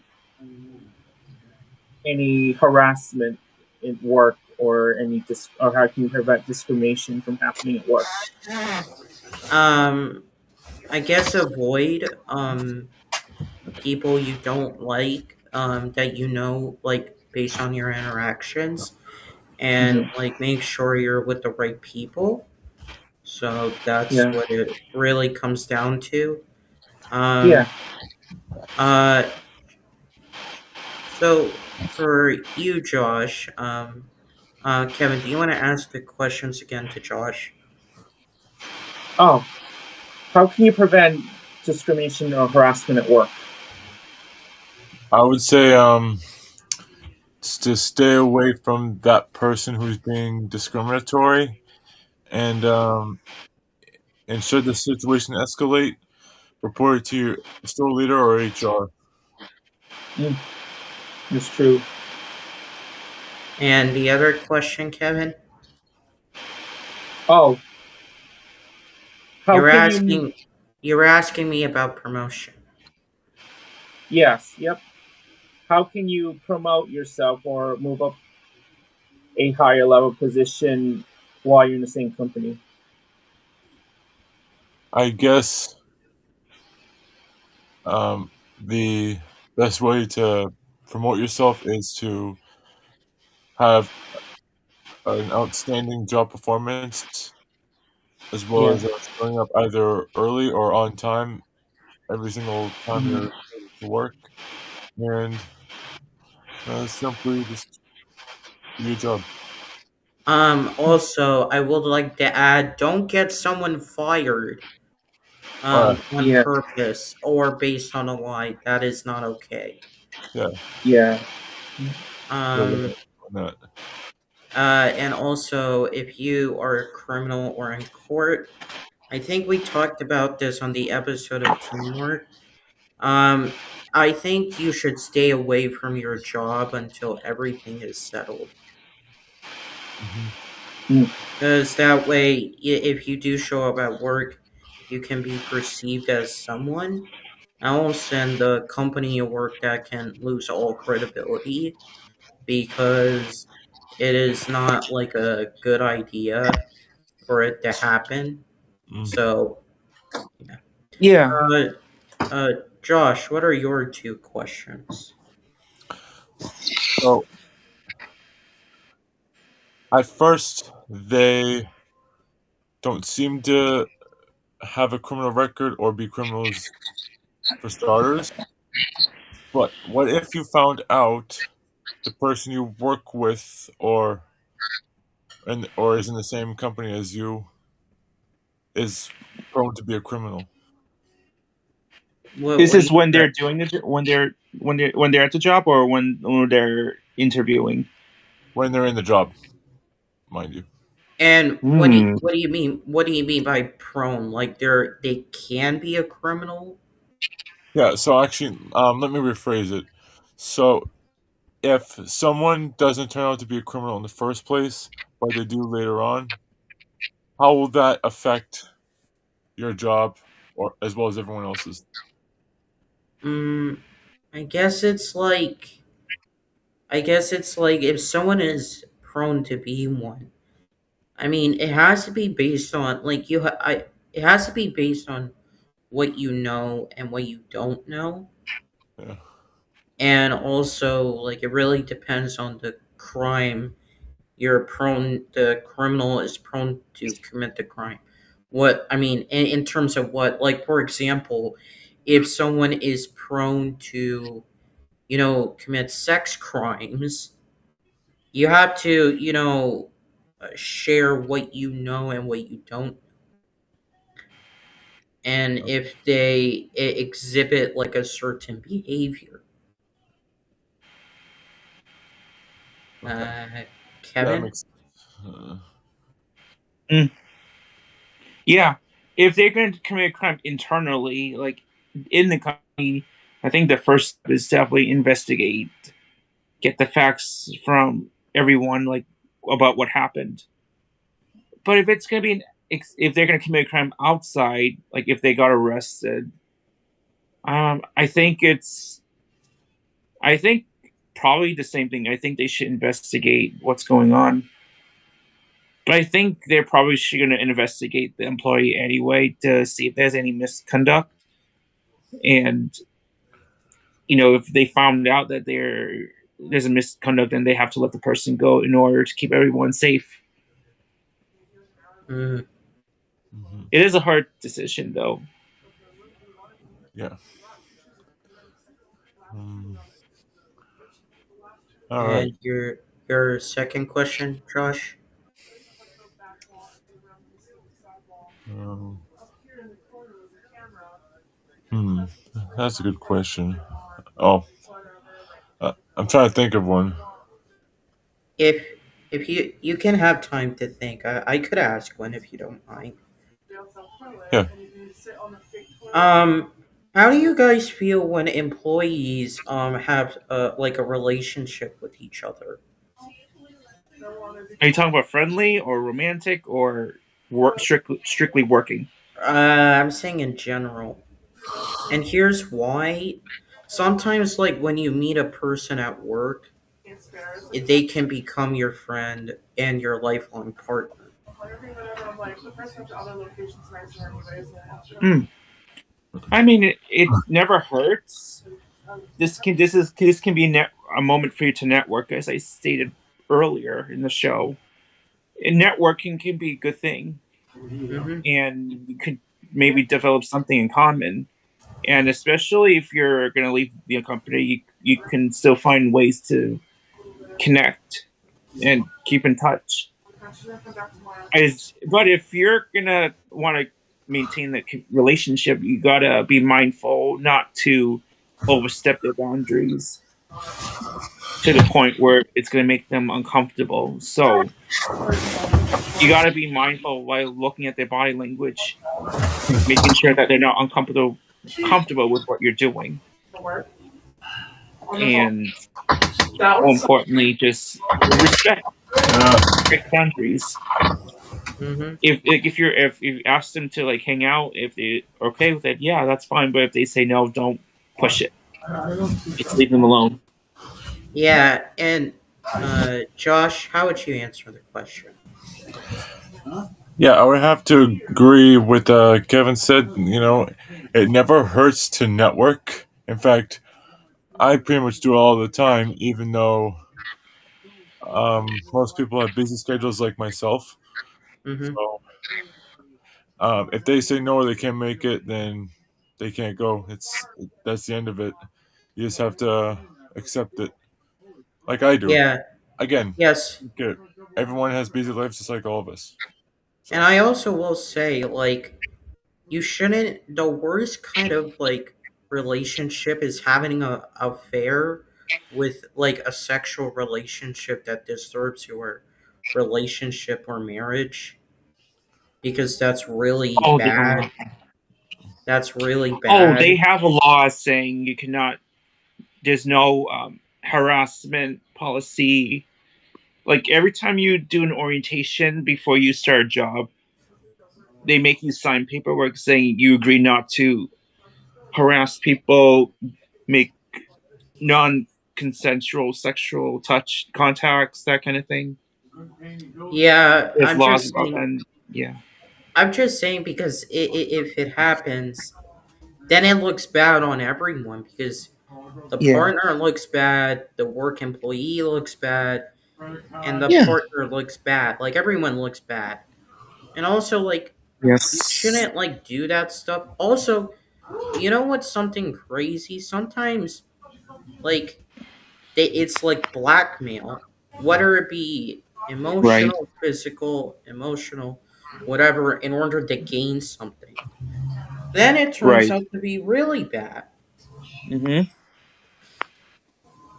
Um, and here's the thing though, like I don't know if y'all would agree, but like I don't necessarily agree with like how the work life and your personal life mix per se. Yeah, that's the thing. I think. I mean, here's the thing: the employees are there just to do their jobs, not. I mean, they can talk, but they have to. They need to work to get their projects done, to get their tasks done. That's why they got hired, so they can, just focus on that. Mm, yeah, again, I mean, people have it very differently, you know, Yeah, and it's definitely. so. Let me ask you this, Josh, would you agree, like, your work and your personal life shouldn't mix? Yes, I agree 100%. Your work life and your personal life should definitely stay separate because um, of a potential conflict you might have down the line. Which actually brings me to my second question. Okay. So, if is having a romantic, well, relationship at work a bad thing? Why or why not? Uh, it's Sorry. it's situational. So it really depends on who and what is the situation. So, for example, if you're talking about, like, you know, you're single and the other person is single, I guess it can be okay so long as it doesn't affect the workspace. But if one of you is in a relationship or both of you are, then that is unacceptable. Or if the romantic relationship does affect work, that is also a problem. And Hmm. this is, and by the way, for relationships, it's regardless of where you work, I think. If you're working at a gas station and another person, you're, uh, your romantic your partner is working at home, then it's like your significant other, like the romantic other, is at home working. It's strange. Like in any, it's dependent. What would you Mm-hmm. say, Kevin? Yeah. Sorry, could you repeat the question because I kind of misheard the question, Josh? That's okay. So is having a romantic relationship a bad thing at work, regardless of where you are? Why or why not?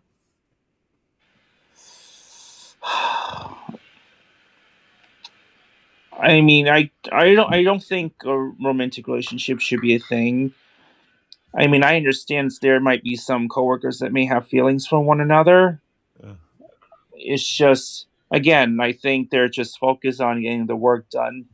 I mean, the kind of relationship you should have is be a team player. I mean, it depends on where you work and what you do, Yeah. but I think relationships should be like a teamwork thing rather than romantic feelings. I mean, I know you may have feelings that you want to, like, you should have feelings that you want to help work together to get the work done. Mm-hmm. So, yeah, how about you?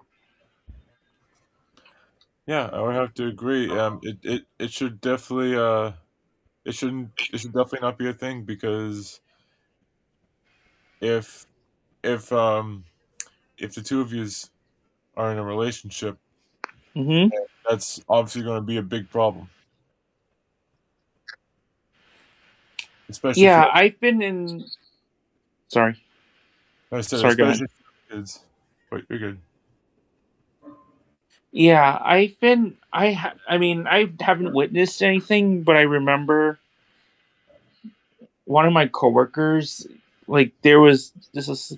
I actually let it slide, but I should have reported it the first thing. So I was Uh-huh. working at a previous company, and there was one time where a coworker would touch me on my arms with their fingers, and I'm like, I didn't say anything, but why did they touch me?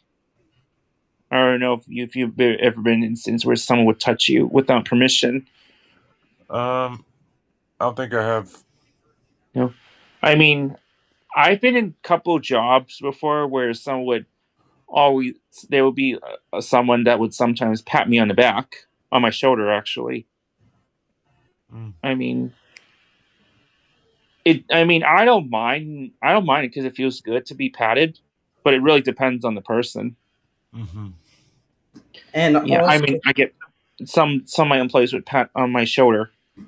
Mm, like, you can't like there's also situations where the relationship may be having different ages. Like in school, you could have Mm. a teacher who is having inappropriate romantic relationships with the Oh my students. god, that's horrible. yeah. And what's This is one. worse, a baby may come out of it. Oh my That's god. true. Yes, yes. Yeah. I was just gonna say that. I was just gonna say that. Yeah. I mean, I heard a lot of female teachers would get pregnant by male students, and then I would hear sometimes some of the male teachers touching the female students inappropriately. Hmm. You know, Yeah, it's like it makes you question, like, why does this happen? and they can lose the teaching license very easily if they if they were found doing it, and it'll be hard for them to find another teaching jobs because their job is to ensure a successful education for the students, Mm-hmm. not just not really create this dynamic relationship that goes beyond what they're supposed to do, Mm-hmm. like create a romantic relationship or a sexual relationship. That should not be a thing. Hmm. You know, it's weird and crazy. Yes, Yeah, and wh- also you could lose your job with it too. and be thrown Mm. in prison and may Yes. face, and I don't know about facing the death penalty, because like in the Oh. U.S., like it's you would want some people would want the sex criminal to die, Hmm. but in this country it's considered like like a I don't know what kind of punishment it's called. Like the death penalty is not used in many states anymore. Like in California, it's not been in, I think, since the mid 2000s. Wow. Oh my. Oh So wow. yeah, about like for celebrities, I will say they have very hard Ouch. jobs. Um, Yes, they do. do you think it's hypocritical or irony or however you want to call it? Do you think it's ironic for them to be like, I post my personal life on social media, but then it's not okay for people to ask me that stuff? Mm. Yeah. Sorry, could you repeat because I'm trying to comprehend. Let's say like a celebrity posts their personal life on social media, and then you went Yep. up to them and asked, "What is this about?" And then they told you not to ask, or they don't answer questions about their personal life. Mm. What would you do? How would you react, or what do you think? Wait, what was the last thing that you just said? Um, Because you were frozen on my end. do you think it's like hypocritical, ironic, or something else when that stuff happens? Oh, do you want to go first, Josh? Hmm. Um. So you're asking if it's a hypocritical or something else role? Yeah, because I don't know how to view it, so I'm asking, like, as a question to you guys. I will say though it's hypocritical because if if posting your life on personal life on social media is considered a good thing for them, then honestly they should go seek out a psychologist because uh, it's just not okay to share personal life, especially information, unless you feel comfortable doing so. Like for instance, the city, your birthday and phone number, all that. You can only do that. You should only do that if you're comfortable doing so, but you should never give out information like your address or anything like that because Or, they're gonna find out where you live. or even, like, your. I will say, though, like, I've seen people post, like, baby pictures and those things. And they posted, like, where they. Not, like, exactly where they live, but they say where they are. Like, I'm in Mm. Boston, Massachusetts, or I'm in, like, New York City or someplace, and they say, like, post pictures of their pets and stuff. So I understand where you're coming from, Josh. It's just like the questioning part. It's like, I don't answer questions from, like, interviews about my personal life. Are you kidding me? Or even if they did, it's like very surface level, which I don't mind. But if you're like, I don't want to have any questions about my personal life. Are you kidding me? You post it on your social media. You talk about it in interviews. You should be able to be asked about this, whether it be at work or or anywhere, really, because you posted it. Mhm. Kevin. Mm-hmm. Yeah. What was the question again? So, do you think it's hypocritical, ironic, or something else when a celebrity posts, or a celebrity in particular posts about their personal life on the internet, but doesn't want to answer questions about it? Yeah, it's definitely hypocritical. Yeah, I think I think there should be focused on the professions. Maybe talk about the coming events that are happening. Maybe just don't disclose anything that relates to personal things.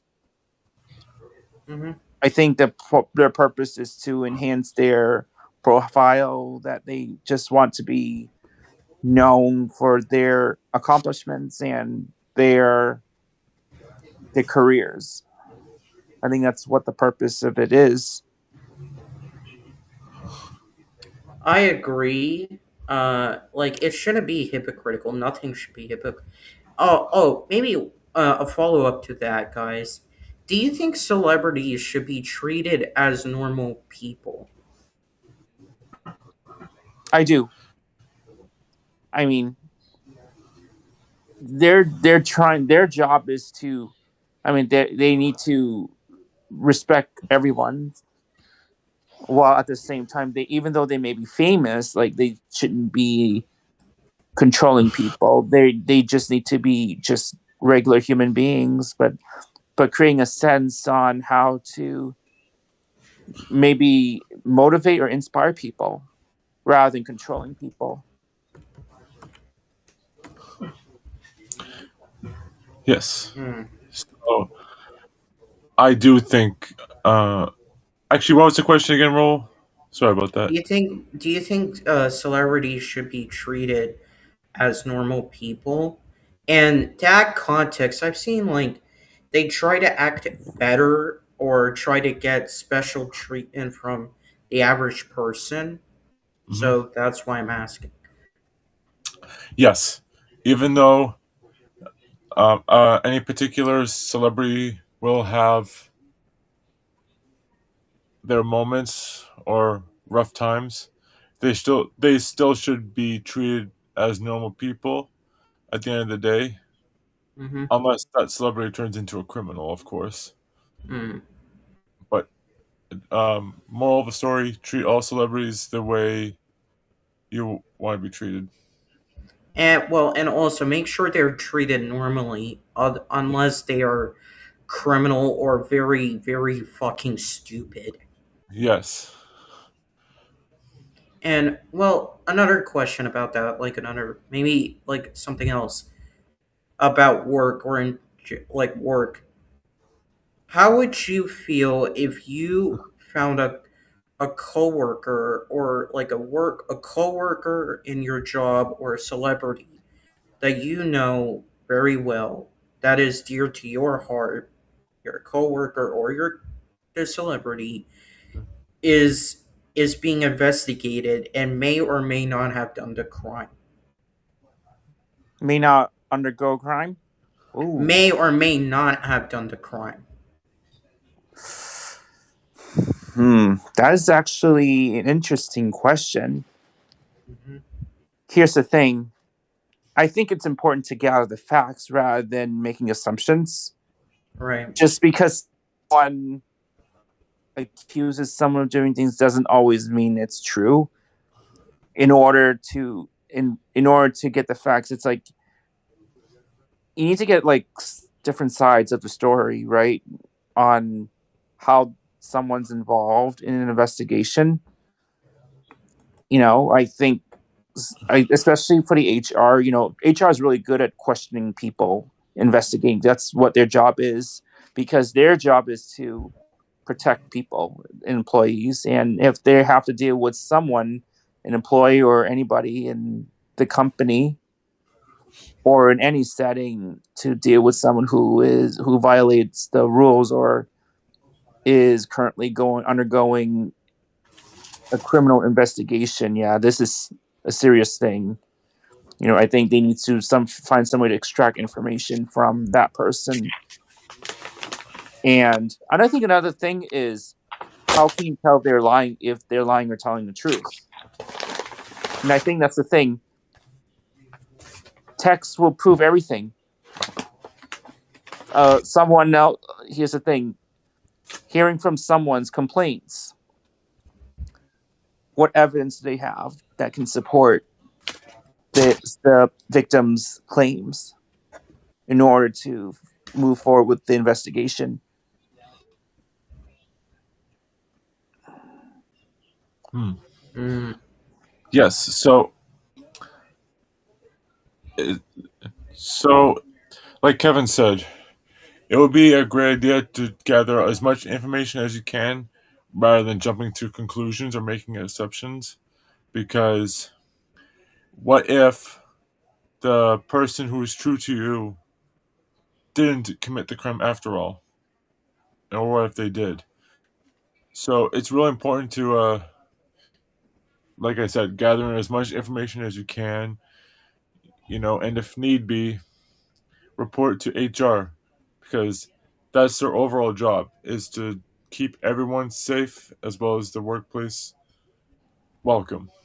Oh, well, also another thing is, I want to say there are some people who may want to sue the company if it turns out that the investigation was false. If yeah. someone can sue, they could sue the company.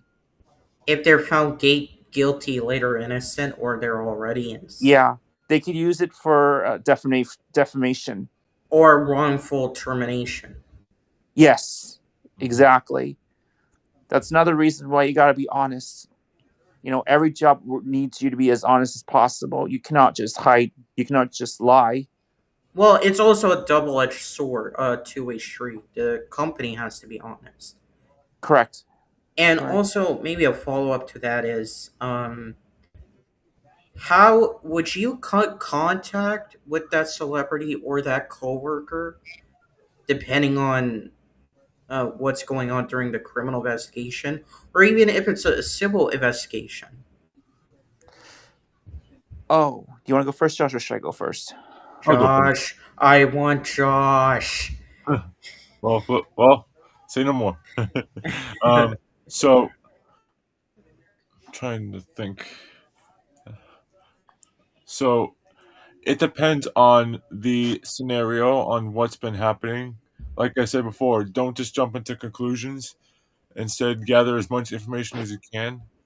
Hmm. And me personally, I won't cut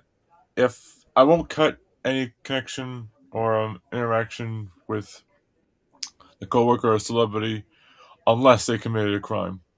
Because if they did, that's when I would cut communication off like that. And if it later turns out to be false, it's like you're in a sticky situation. Yes.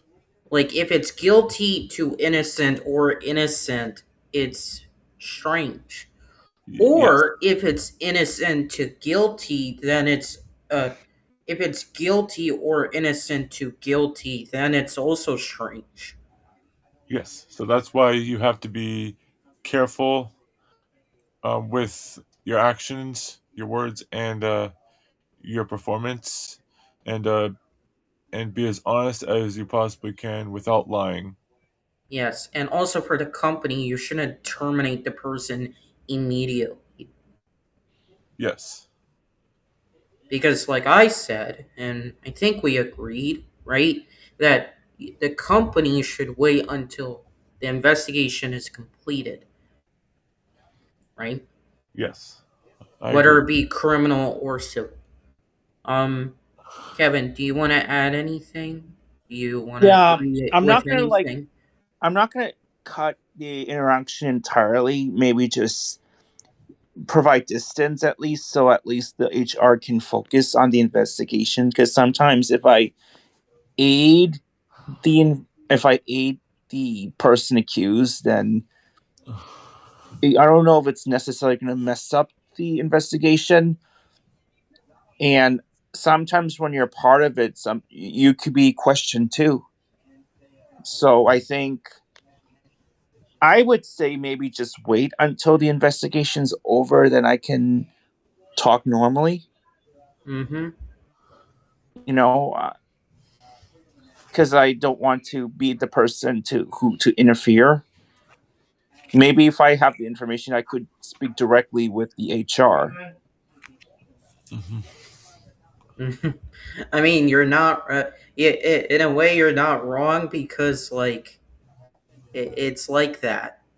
Well, okay. Josh, this is for you. Mhm. What if okay, this is not going to happen to any of us. Well, it did happen to an ex friend of ours. But how would you feel if you were found out that you were being investigated, right, of a crime? What do Mhm. you think the people around you would do? Well, this won't happen to me personally, but Hmm. I'm glad you asked. They would probably keep distant from me until the investigation is complete, and then they'll plan accordingly. Because if I'm found out guilty, they probably will cut my communication off either entirely or for the most part. Or if I'm innocent, they'll keep me as relative per se. Hmm. I do agree because again, it won't happen to us, but it did happen to our ex friend. And to make it like a quick recap, this ex friend of ours was friends with Juliana, and this person ended up doing like stalkish behavior, criminal behavior, Hmm. and it Kevin saw it firsthand, and to be quite real, it sorry, it ended up being one of the worst things that could have possibly happened, and here's why. Hmm. It started getting to most of our friend group. You, me, Kevin, other people in the group were Hmm. getting affected by this. Now, Hmm. one, two, three, four people are still in contact with him. I won't name them for their sake, for the purpose of the show, but most of the group has cut contact with him. Hmm. That says something, doesn't it? Like, if you're that bad of a person, or even a coworker or celebrity, you shouldn't be doing that. Right. What does that say? Like, in terms of, work. Yeah, yeah. Stalkish behavior in general is definitely a no go, no matter where you are. And Hmm. again, it doesn't matter if you're working or at home. It doesn't matter. You shouldn't perform any type of behavior that'll either get you terminated or into any criminal activity. Because Especially when at work. Like, I don't know if you heard this story for WrestleMania 42. yeah, Immediately after, fans were going after wrestlers for photos, and they were literally pointing up their like their phones. They would follow them and everything, and they would even get this. They would try to record them because there was one incident by TMC that was reported that a certain person, do you know the wrestler CM Punk? no. Okay, so CM Punk is a wrestler for the WWE. His wife is AJ Lee, and their friend is Bailey. They all work for the WWE, Hmm. and this is relevant. So this person, who's a complete idiot, decided to record them, and Bailey was trying to hide AJ Lee, and CM Punk got really mad to the point where he slapped the phone out of the guy, Wow. and the guy apparently wanted an apology. I'm like, no, you don't need one. Because you're the stalker. You were being weird and creepy. Like, how would you maybe put this in a scenario? How would you feel, Josh, if you were being followed and you were constantly like you were being followed around by, fans or even some like like random people? How would that make you feel? It would definitely make me feel uncomfortable, especially if there's a lot of people, because it's it's just so dangerous, especially in a tight spot where you're pretty much at the point of being trampled by millions of people, and especially if someone does like criminal activity, I would definitely need space from them. So yeah, I would definitely get quite concerned over that, as my personal space will likely be affected by that point. Mm. Do you think it's like, but it's you don't want to get in trouble, and Right. like, because if you retaliate, depending on the situation, it may look good or bad.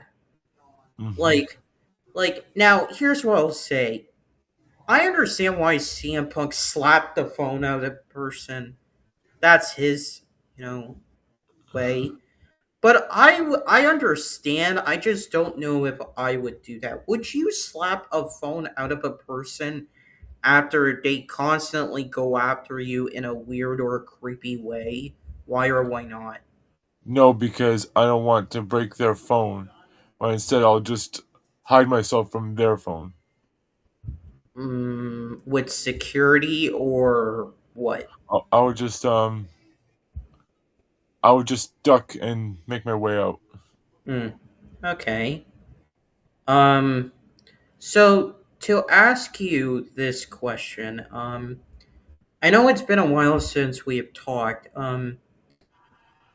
I do want to ask you something about the MBTA. Mm-hmm. Um, I know we talked about it a little bit, but so I think at the last time we talked about it, about the blue line, you said you were okay with the blue line going to Rockport, correct? Yeah, Rockport, right? And also Marblehead, right? right. Um, to ask you this question, maybe I asked you before, but I'll ask again. Mhm. Would you be okay with the Green Line going to Watertown again? Sure. Hmm. Yeah. Um. Yeah. It's because like I ask this because that's how that's how it happened. Like for those who don't know, the A branch was a Green Line branch that went to Watertown, and it specifically went to the Watertown Yard, and it served Brighton. Well, if I remember correctly, it served Brighton. It served like north part of Newton, and it also served Watertown. Mm-hmm. So ultimately speaking, that's that's something. How much do you follow on the BTA, if I may ask? How much do I follow? Yeah, how much do you follow on the MBTA? What do you mean? Like, do you check the news about them? Do you like follow up on what they do? Oh yeah, yeah, yeah. I checked the news as well as the MBTA website. Yeah. What do you think about a blue line red line connector? Because that has been the most discussed thing ever. That actually wouldn't be a bad idea because I think I can hear a train right now. But anyway, I think that yeah, I could definitely hear a train. But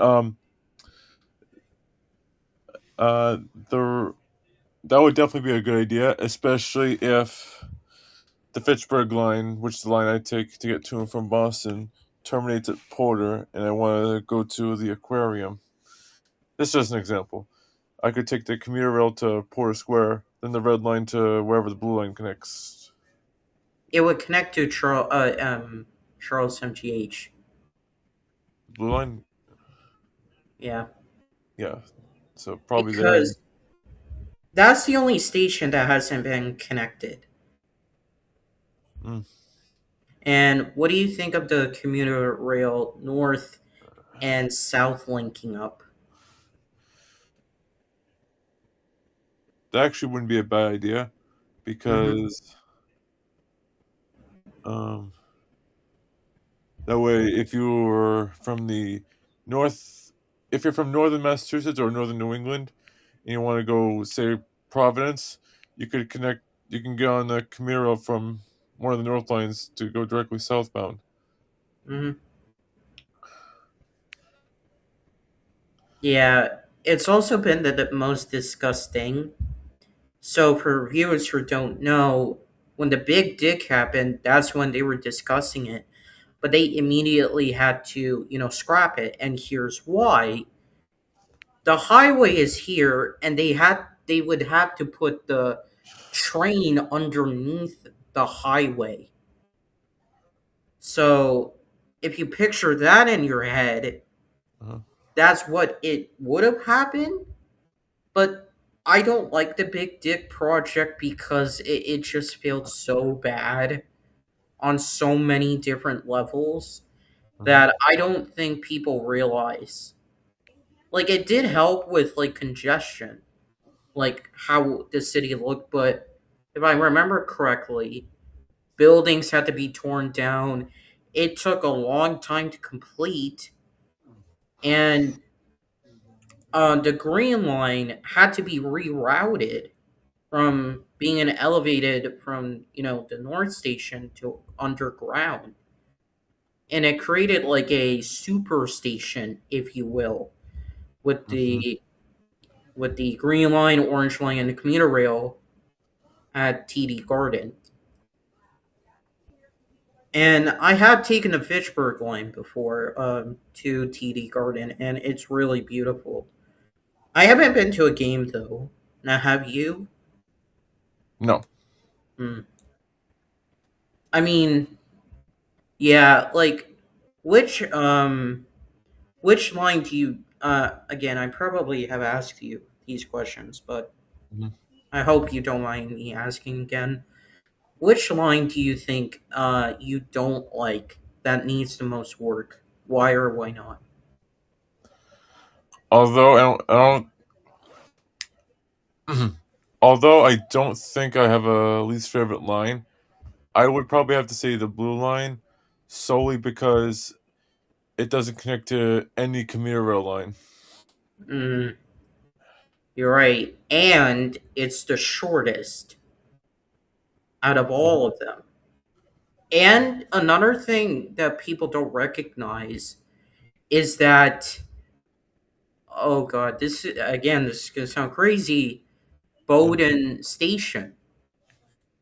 A Yeah. lot of people don't know about this, but Bowdoin Station, I've looked at videos about, like, some videos, but Bowdoin Station is not ADA compliant per se because the escalator is not working. They don't have an elevator for the people who are disabled. So that's a major flaw. Another major flaw is how the blue line is like shorter than the orange and the red. Mhm. That's because the blue line for a long time was only four cars, Mhm. one, two, three, four, while the orange and red were six. This was because of Bowdoin Station. And Bowdoin Station, what the blue line had to do was, because it originally connected to Charles MGH because there was a yard that the blue line didn't have that was destroyed. Later on, in the connecting, the blue line from Bowdoin to Charles MGH was later gone. The blue line had to make a curve turn, Mhm.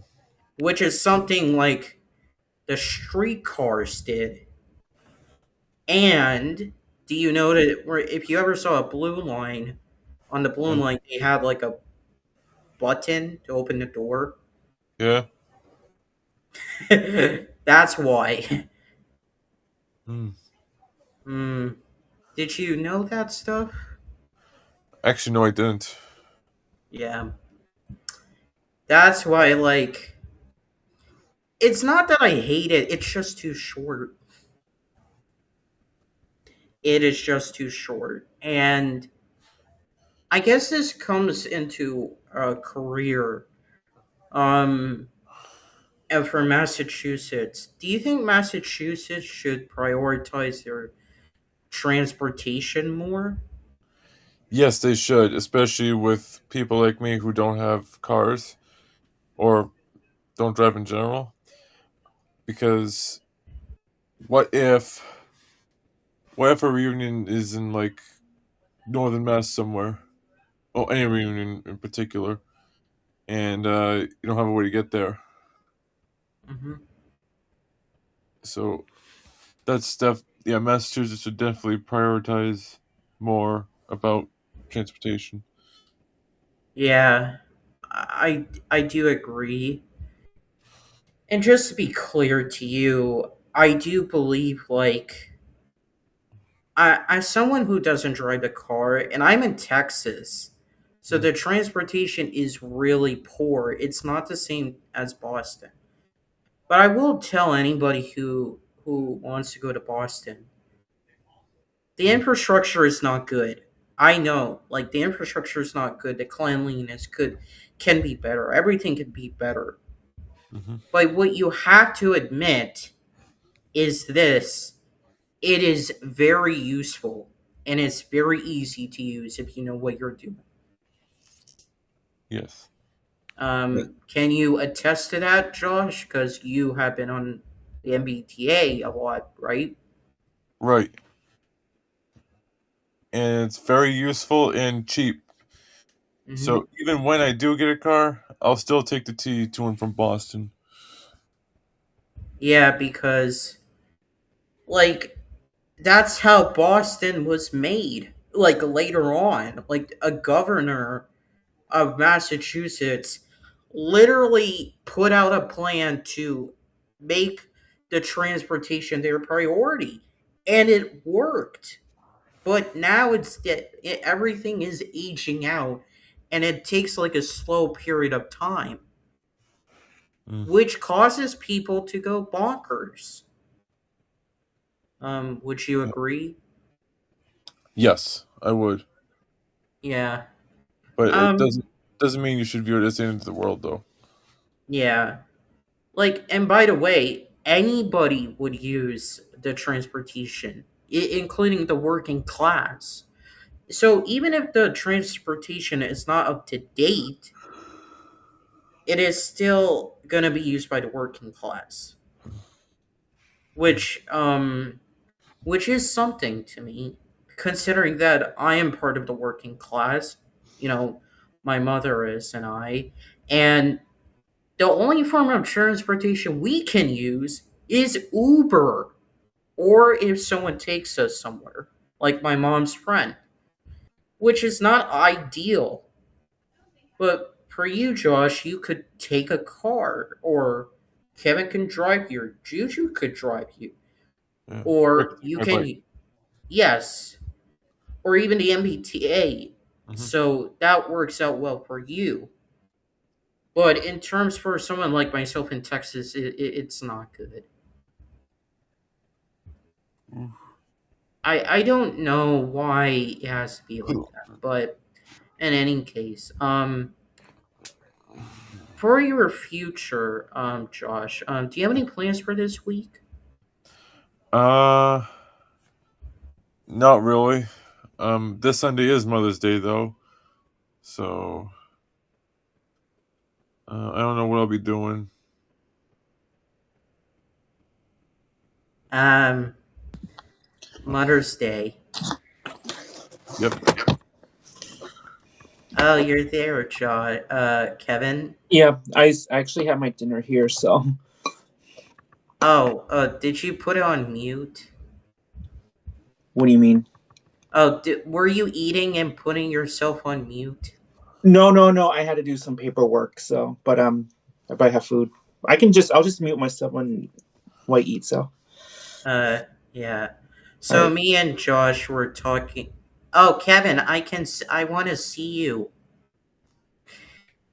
So, it's okay. It's okay. But you don't mind seeing me eating, right? Yeah. Okay. All right. Okay. Um, I'm I'll fine just with like it. look away. yeah. So me and Josh were talking about the MBTA. Oh, Um, nice. I do Nice. want to ask you, Kevin, about for work, for a career. I do want to end the for because of bedtime, but Mhm. how would you feel if someone or like fans, creeps, weirdos were following you around all over the place? If creeps are fans, if I was a celebrity, Yeah, a person working somewhere or a or a celebrity. I guess I'll feel freaked out, especially for the ones I don't know. Mm-hmm. What if they somehow rob me, or what if they take advantage of me? What Yeah, if I get into a situation where someone may steal my things? You know, yeah, that's another reason why I would say like don't act popular. yeah, You gotta be. I mean, you have to be vigilant around others because you yes. never know if they're gonna play big. They could play victims, even though you know in your heart you didn't do anything wrong. You're just doing your own thing. Mhm. And also, you should hire security. Mm. I heard a lot about that. When every time the president goes out, there'll be guards surrounding him. Be Yeah, and I sure. told you, and I was telling Josh about what happened during WrestleMania 42. I think I told you the same thing, Kevin. Like, this is the thing that people need to realize. Celebrities may act hypocritical and bad, and they should be treated as human beings, like normal people like us, unless Mhm. they're really stupid or um, they're just criminals or whatever it may be. But the one thing you should not do is stalk people. Oh, oh my, oh heck no. Like, you shouldn't stalk, you shouldn't harass, you shouldn't give death threats, even. You should Mm. not give physical threats. None of that bullshit, because that makes you even worse. Yes, I agree 100%. That's definitely a no-no in almost every which way possible. Here's the thing: Because, everyone can have like, oh, I don't like this how the singer sing. That's fine, but if you can falsify their actions towards you, even though they didn't do anything to you, then yeah, that's gonna be a oh, problem. this is where AI comes in. If you try to make an AI video of a celebrity or anybody, or if Mm. you try to make a false story about it, Mhm. you're weird. Don't make I a know, false story or anything. I know. Don't make false stories or images or anything, AI or not, because you can be sued and be put Right? in Oh yeah, jail. for defamation. Yeah. Um, And if it's yeah, bad enough, yeah, it could be used against you. yeah. Like, what would you guys do if you were stalked, harassed, given threats, and all that stuff? I would. Oh yeah, I would notify the police.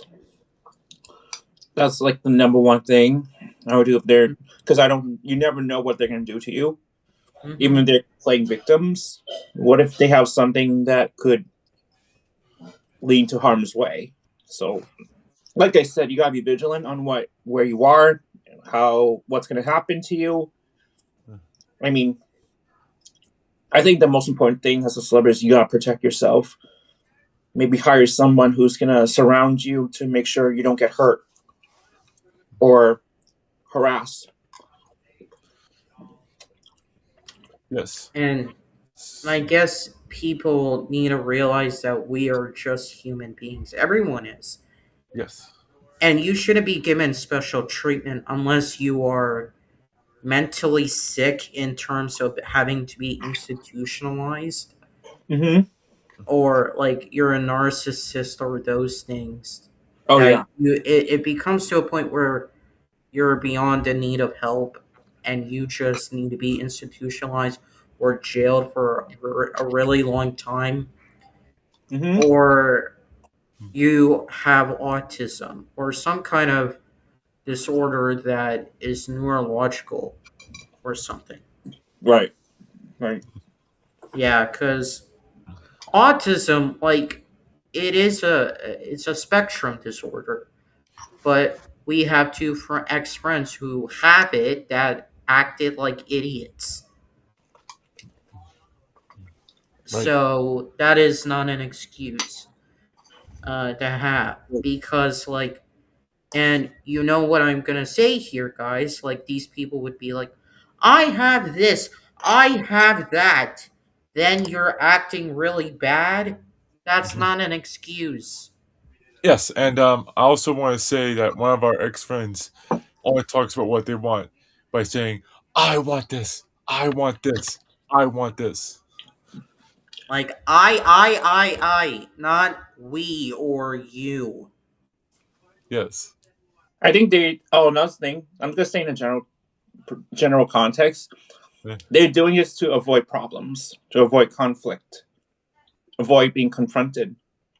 Mhm. Even if they knew they start the problems, they just don't want to get confronted, but yet they start the problems. Yeah. So Yes. how can they how can they gain trust again if they already started this problem? You know, it takes a lot of convincing to do that. Hmm. Yes, and Yeah. sorry. I wanted to answer your previous question, Raul. My Hmm. number one step would be to go to the police station to have, well, and have as much evidence as you can, so that way the police can act accordingly. And I would for sure keep my distance. Should they do something more stupid, because you never know what dangers might come your way, and which is why you have to be as vigilant as you can, aware as well as being aware of your surroundings. Yeah. Do Um. not walk alone at night. Exactly, that too. Yeah, and I do want to ask. So you guys are employees, right? We are. Yes. How would you? And I'm asking that. Again, I know this is a long podcast, but I have to ask this. Uh. So have you guys worked as independent contractors before? I worked as a contractor a through a temp agency. I don't Hmm. think it's considered a independent contract.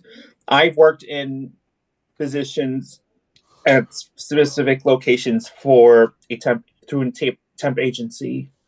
So I Hmm. consider myself as a temp agency contractor. I don't work for that job per se. I'm just helping out, but I work through the temp agency. I know it's Uh, confusing. Josh, would you? I think you've never worked, right? I have never worked for an independent company. I only had a Brandeis, which I started back in December of 2018. And last year, if I still worked there, that would have been 7 years. But I got laid off due to COVID, which I was out of job for 6 months. And mind you, I was losing my mind slowly but surely until I found another job. Sorry. Oh my god. Until anyway, I found a Home Depot, which is where I still am to this very day.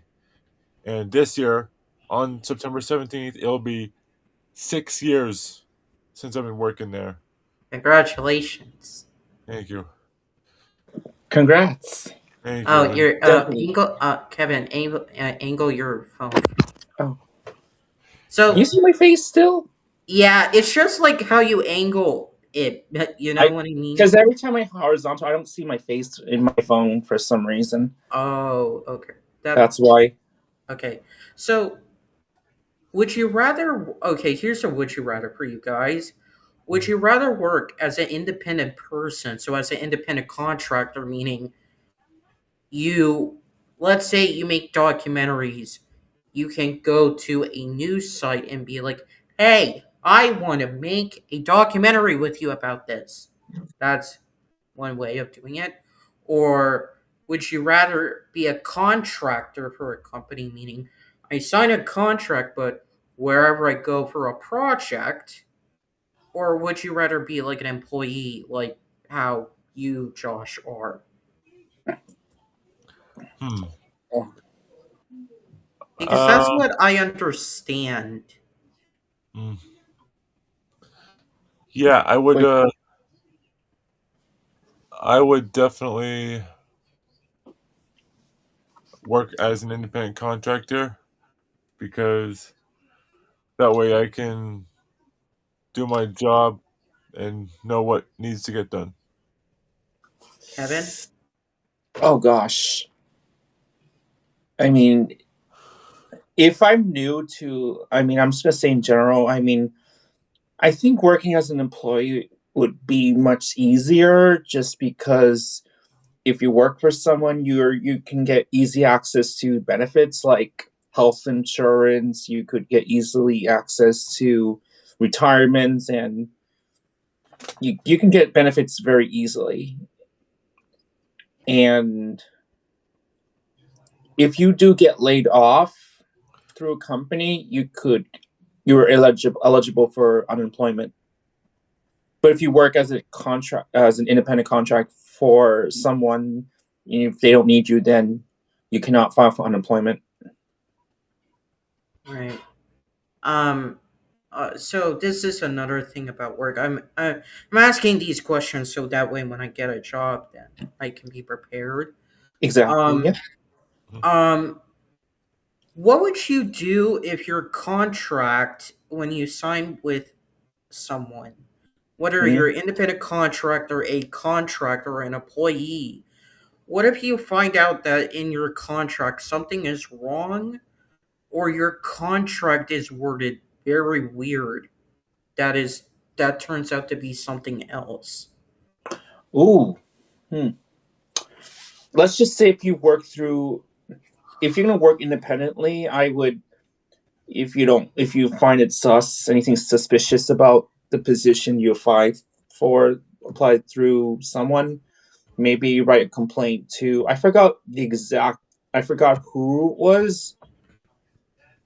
I think it's, no, it cannot be IRS, but someone who, I think a national workforce thing. I forgot exactly who.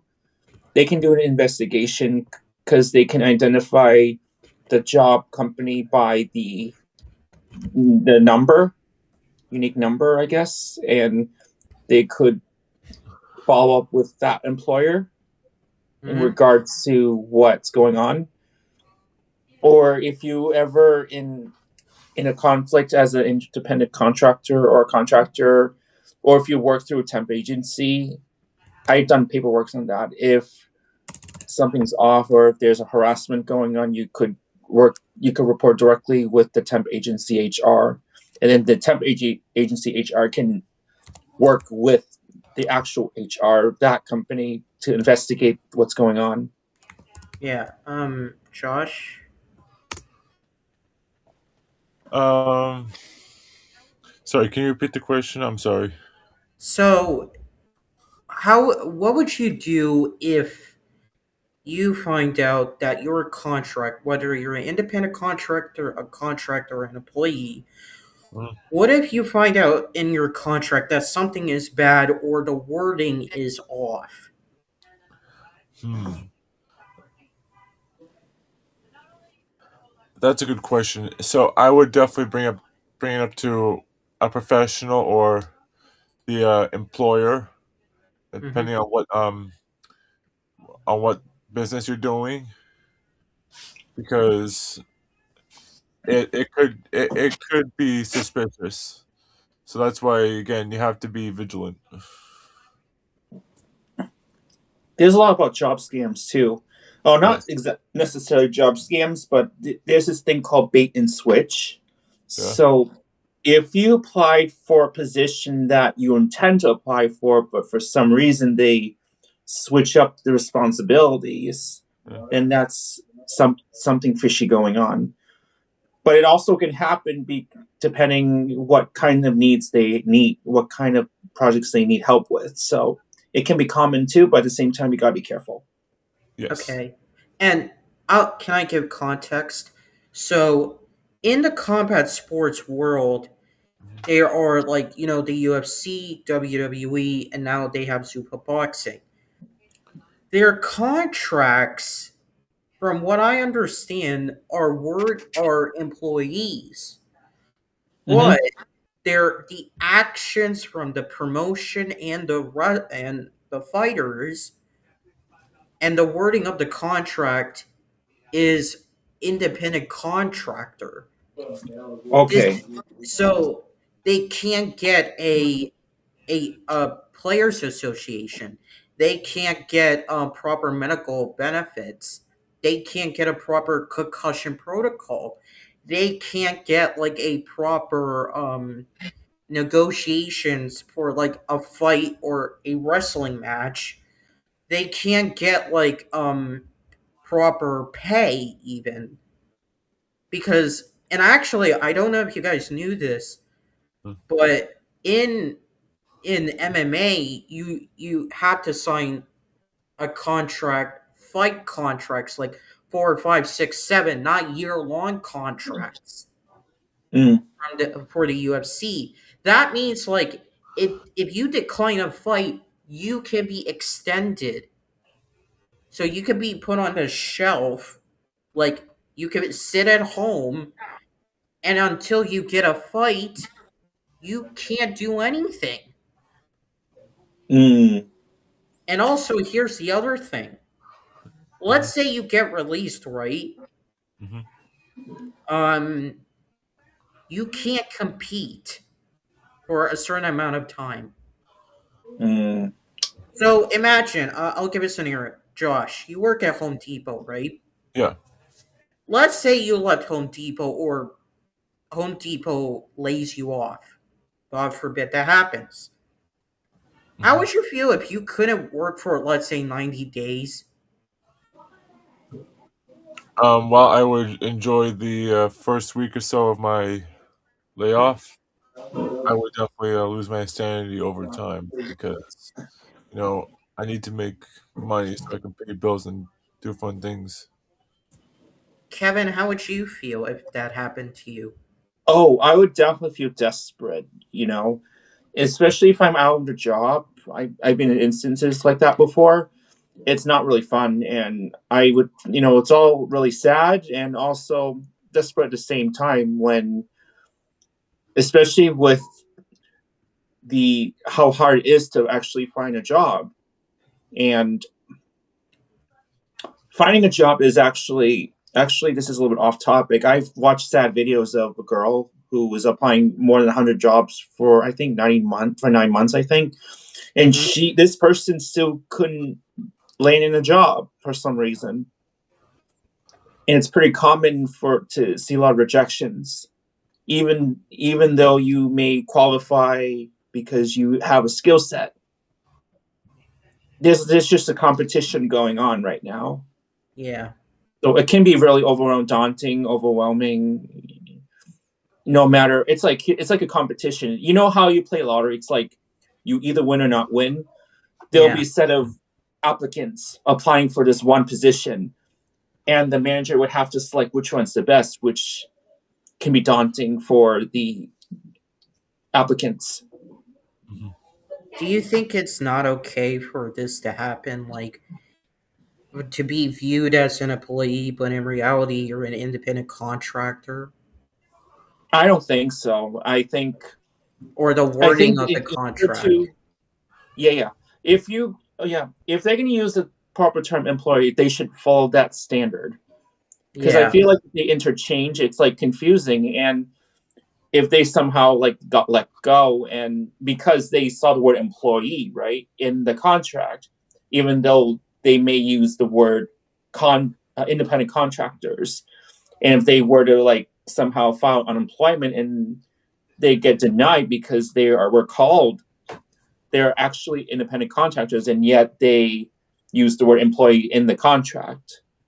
That's Yeah, like that's misleading. That's definitely misleading. yeah, You know? and so how would you feel for these people for boxing, for the boxing league, the MMA, and wrestling? Like, how do you feel when they can't get proper pay?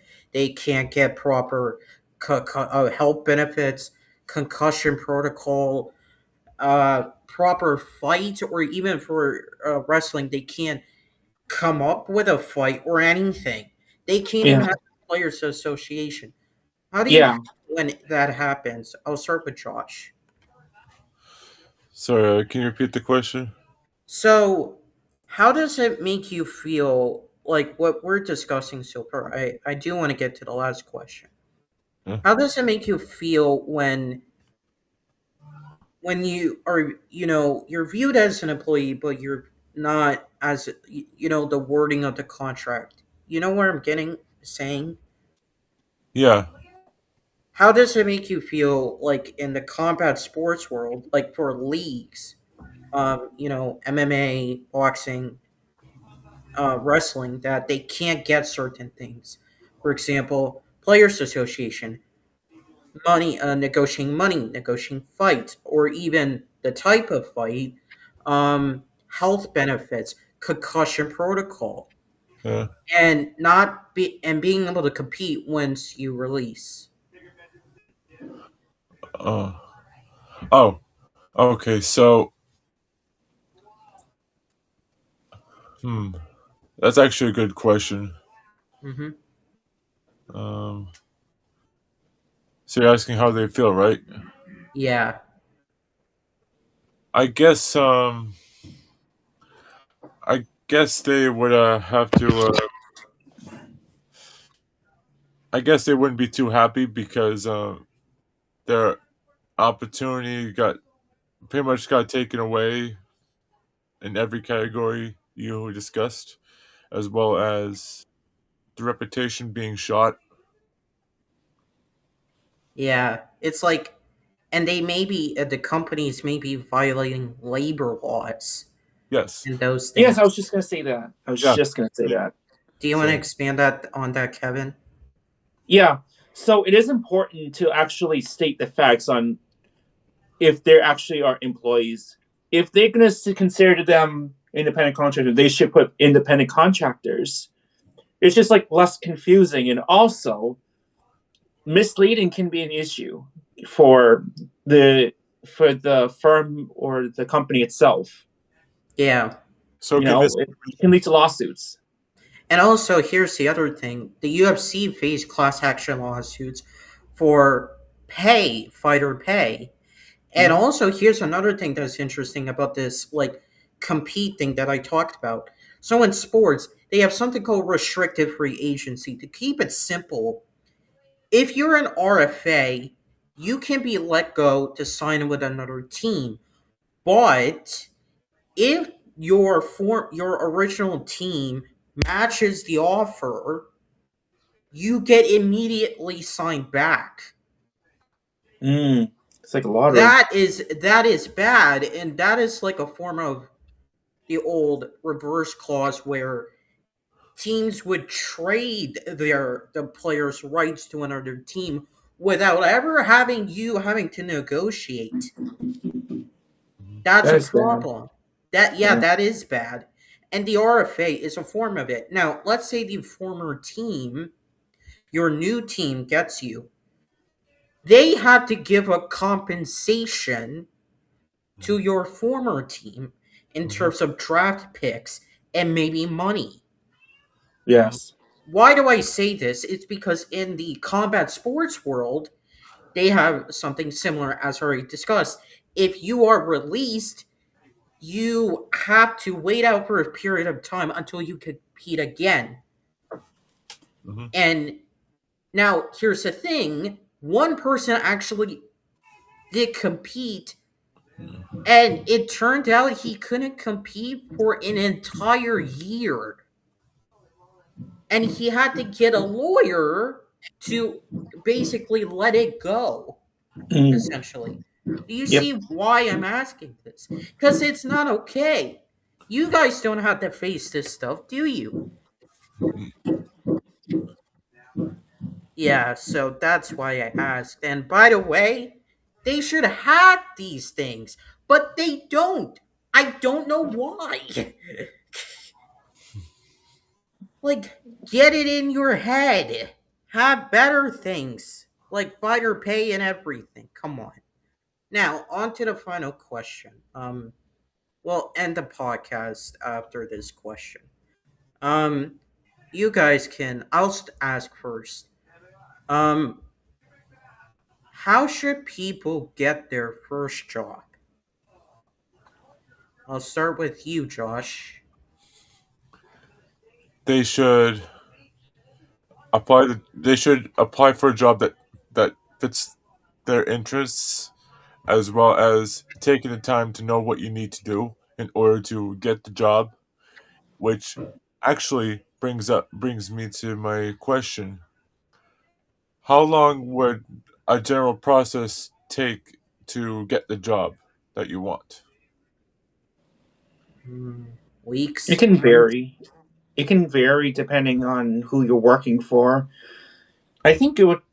I think typically it would take 3 weeks because I think for the first couple of weeks they need to do the background check and they need to enroll you in the payroll system and they need to verify the background check to make sure you don't have any criminal records Mhm. and to make sure it's actually you.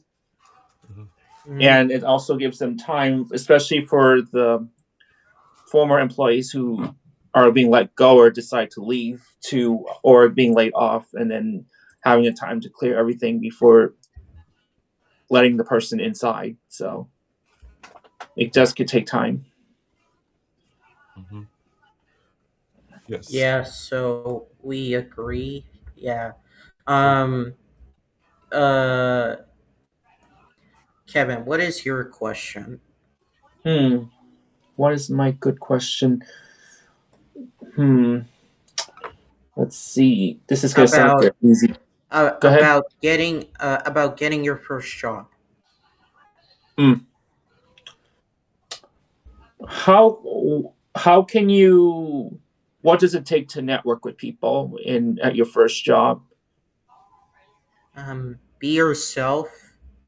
Um don't be shy. If you are shy, that's fine, but if someone approaches you, take it. Uh, Exactly. Mhm. yeah. Exactly. I will Uh, definitely say it's not hard to network.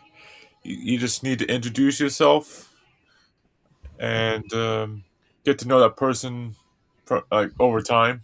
It doesn't matter who you become friends with, as long as they're not weird or toxic or um, criminalized per se. You're just trying to establish the connection. Yes. yeah. Um, yeah, and also don't violate child labor laws. I heard about Um, that. don't commit human trafficking or sex trafficking. How about this? Don't do sex work because that will decrease your chances of getting a job. And if you have a job whilst being a sex worker, you deserve to get fired. Mm. Yep. Would you Especially guys for agree? teachers. Like if you Would want to you be a teacher, but you're doing that kind of job, then yeah, that's gonna be hard. would you Yes. guys agree? Yes. 100%. Because Uh actually, I have one thing to say. Actually, two things.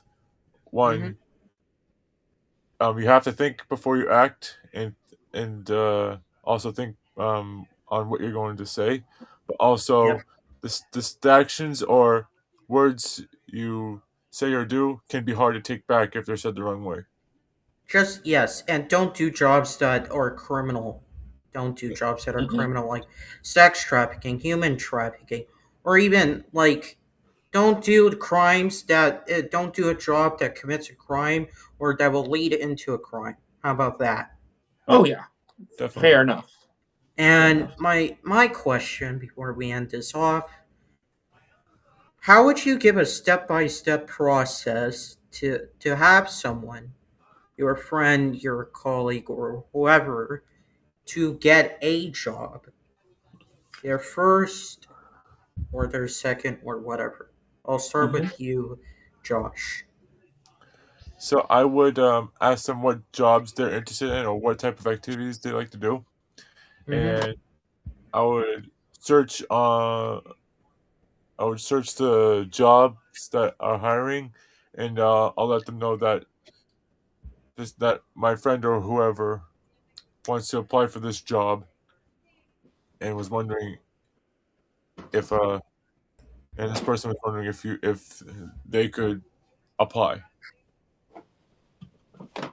So Mm, um, if they and once they get the job, the first thing they need to do is know what to do in order to have a good job performance, and as well as following all the procedures, the rules and regulations in any particular workplace. mm. And Okay. I will say, don't have them join any anything that they don't like or that will lead to any criminal activity. All right. Yeah, and I do want to add something. Yeah. Just make sure you know what you're doing. Yes. And yeah, Kevin, how do you want to answer that? Yeah.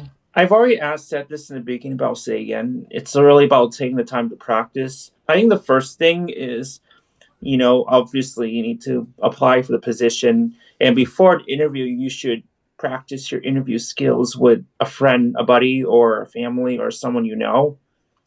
So at least you can craft on how to answer the questions while getting interviewed. And make sure to hear feedbacks, because sometimes when you receive feedbacks, they're trying to help you enhance on how you can interview better, and you want to get a higher chance of getting hired to land in a job. It is hard, but it takes a lot of practice, and also practice writing cover letters too. Craft the cover letters, discuss where you're applying to, why you're applying this position, list any accomplishments or any skills you have that can help the company out or any location out, Mhm. and how can you be a good person to work for that job. Yeah, so my advice will be it so regardless if you're helping or not, if you're whatever, just find jobs that are in your field. If it's out of your field, then it's a tougher challenge. Create a resume so that way it's accurate. But as Kevin told me, don't include your what's it called, like your contacts, like your friends. Not don't include your friends. Don't include your family. Your family, Your family. just no, just Include the like teachers, your former teacher, teachers. Yes, those people. But teachers, any professionals. don't include them in your resume Correct. because Yes, correct. I'm telling this because I was told to do this. Like I did it back when I was in high school for when I Mhm. wanted to be section leader for the clarinets and band. And then when I was asking you, Kevin, you told that is not the way to do. So don't do that. And as you get more jobs, like you go job to job, you can update your resume, include everything you have.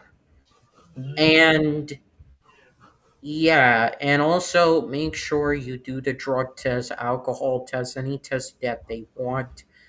Be open and honest with them, and you can go from there. But if you behave badly, you deserve to be fired. And Oh, if you, the only way they're gonna need the reference letters after you get off after you offer a job. That's the yeah, only time you'll provide it. Yes. yeah, don't include with it. Yeah. They'll probably ask for it once they offer you a job. Yeah. Yep. And also, yeah, make sure you're not a criminal, and make sure it doesn't affect your job, because if it does, that's a problem. Mhm. That's already said. So, yeah. Is that all we have to say? I think so, but I want to fill Josh in with my weekend, especially for yesterday. Yeah, So you said you did running, right? 5K race. I did. How did you like it? I And who did love. you run for? What's that? And who did we run for? Oh, we ran for the Strides for Education 5K. Yeah. For those who don't know, that organization is to help aid fund to the Portland Public Schools to help children to help the children out. And I actually happened to bump into a few of our coworkers there. My coworker from the office, and then Josh's coworker from his job. Mm-hmm. And in addition, we saw James, and we actually met a photographer named Joseph. Remember Joseph? Mm-hmm. Oh yeah, Yeah. Was it your first time meeting him? I think so. Wow. And then after that, we actually went to the baseball parade on Lake Street, and we saw Joseph again, and we met up with a few of the baseball coach. Nothing is impossible baseball coaches, but we did see different baseball leagues organizations there. Mm-hmm. Mm. Yeah, it was a pretty fun day yesterday. Yeah, pretty And wild but also, fun. another thing for your work, you can promote your workplace however you want, but just don't be stupid. Also, social media, they can track your social media. And if they ask you about it, just clarify, right? Mm-hmm. Yeah, don't say anything negative about anybody or any about the company, the Mm-hmm. place you work at. They can definitely keep track of that.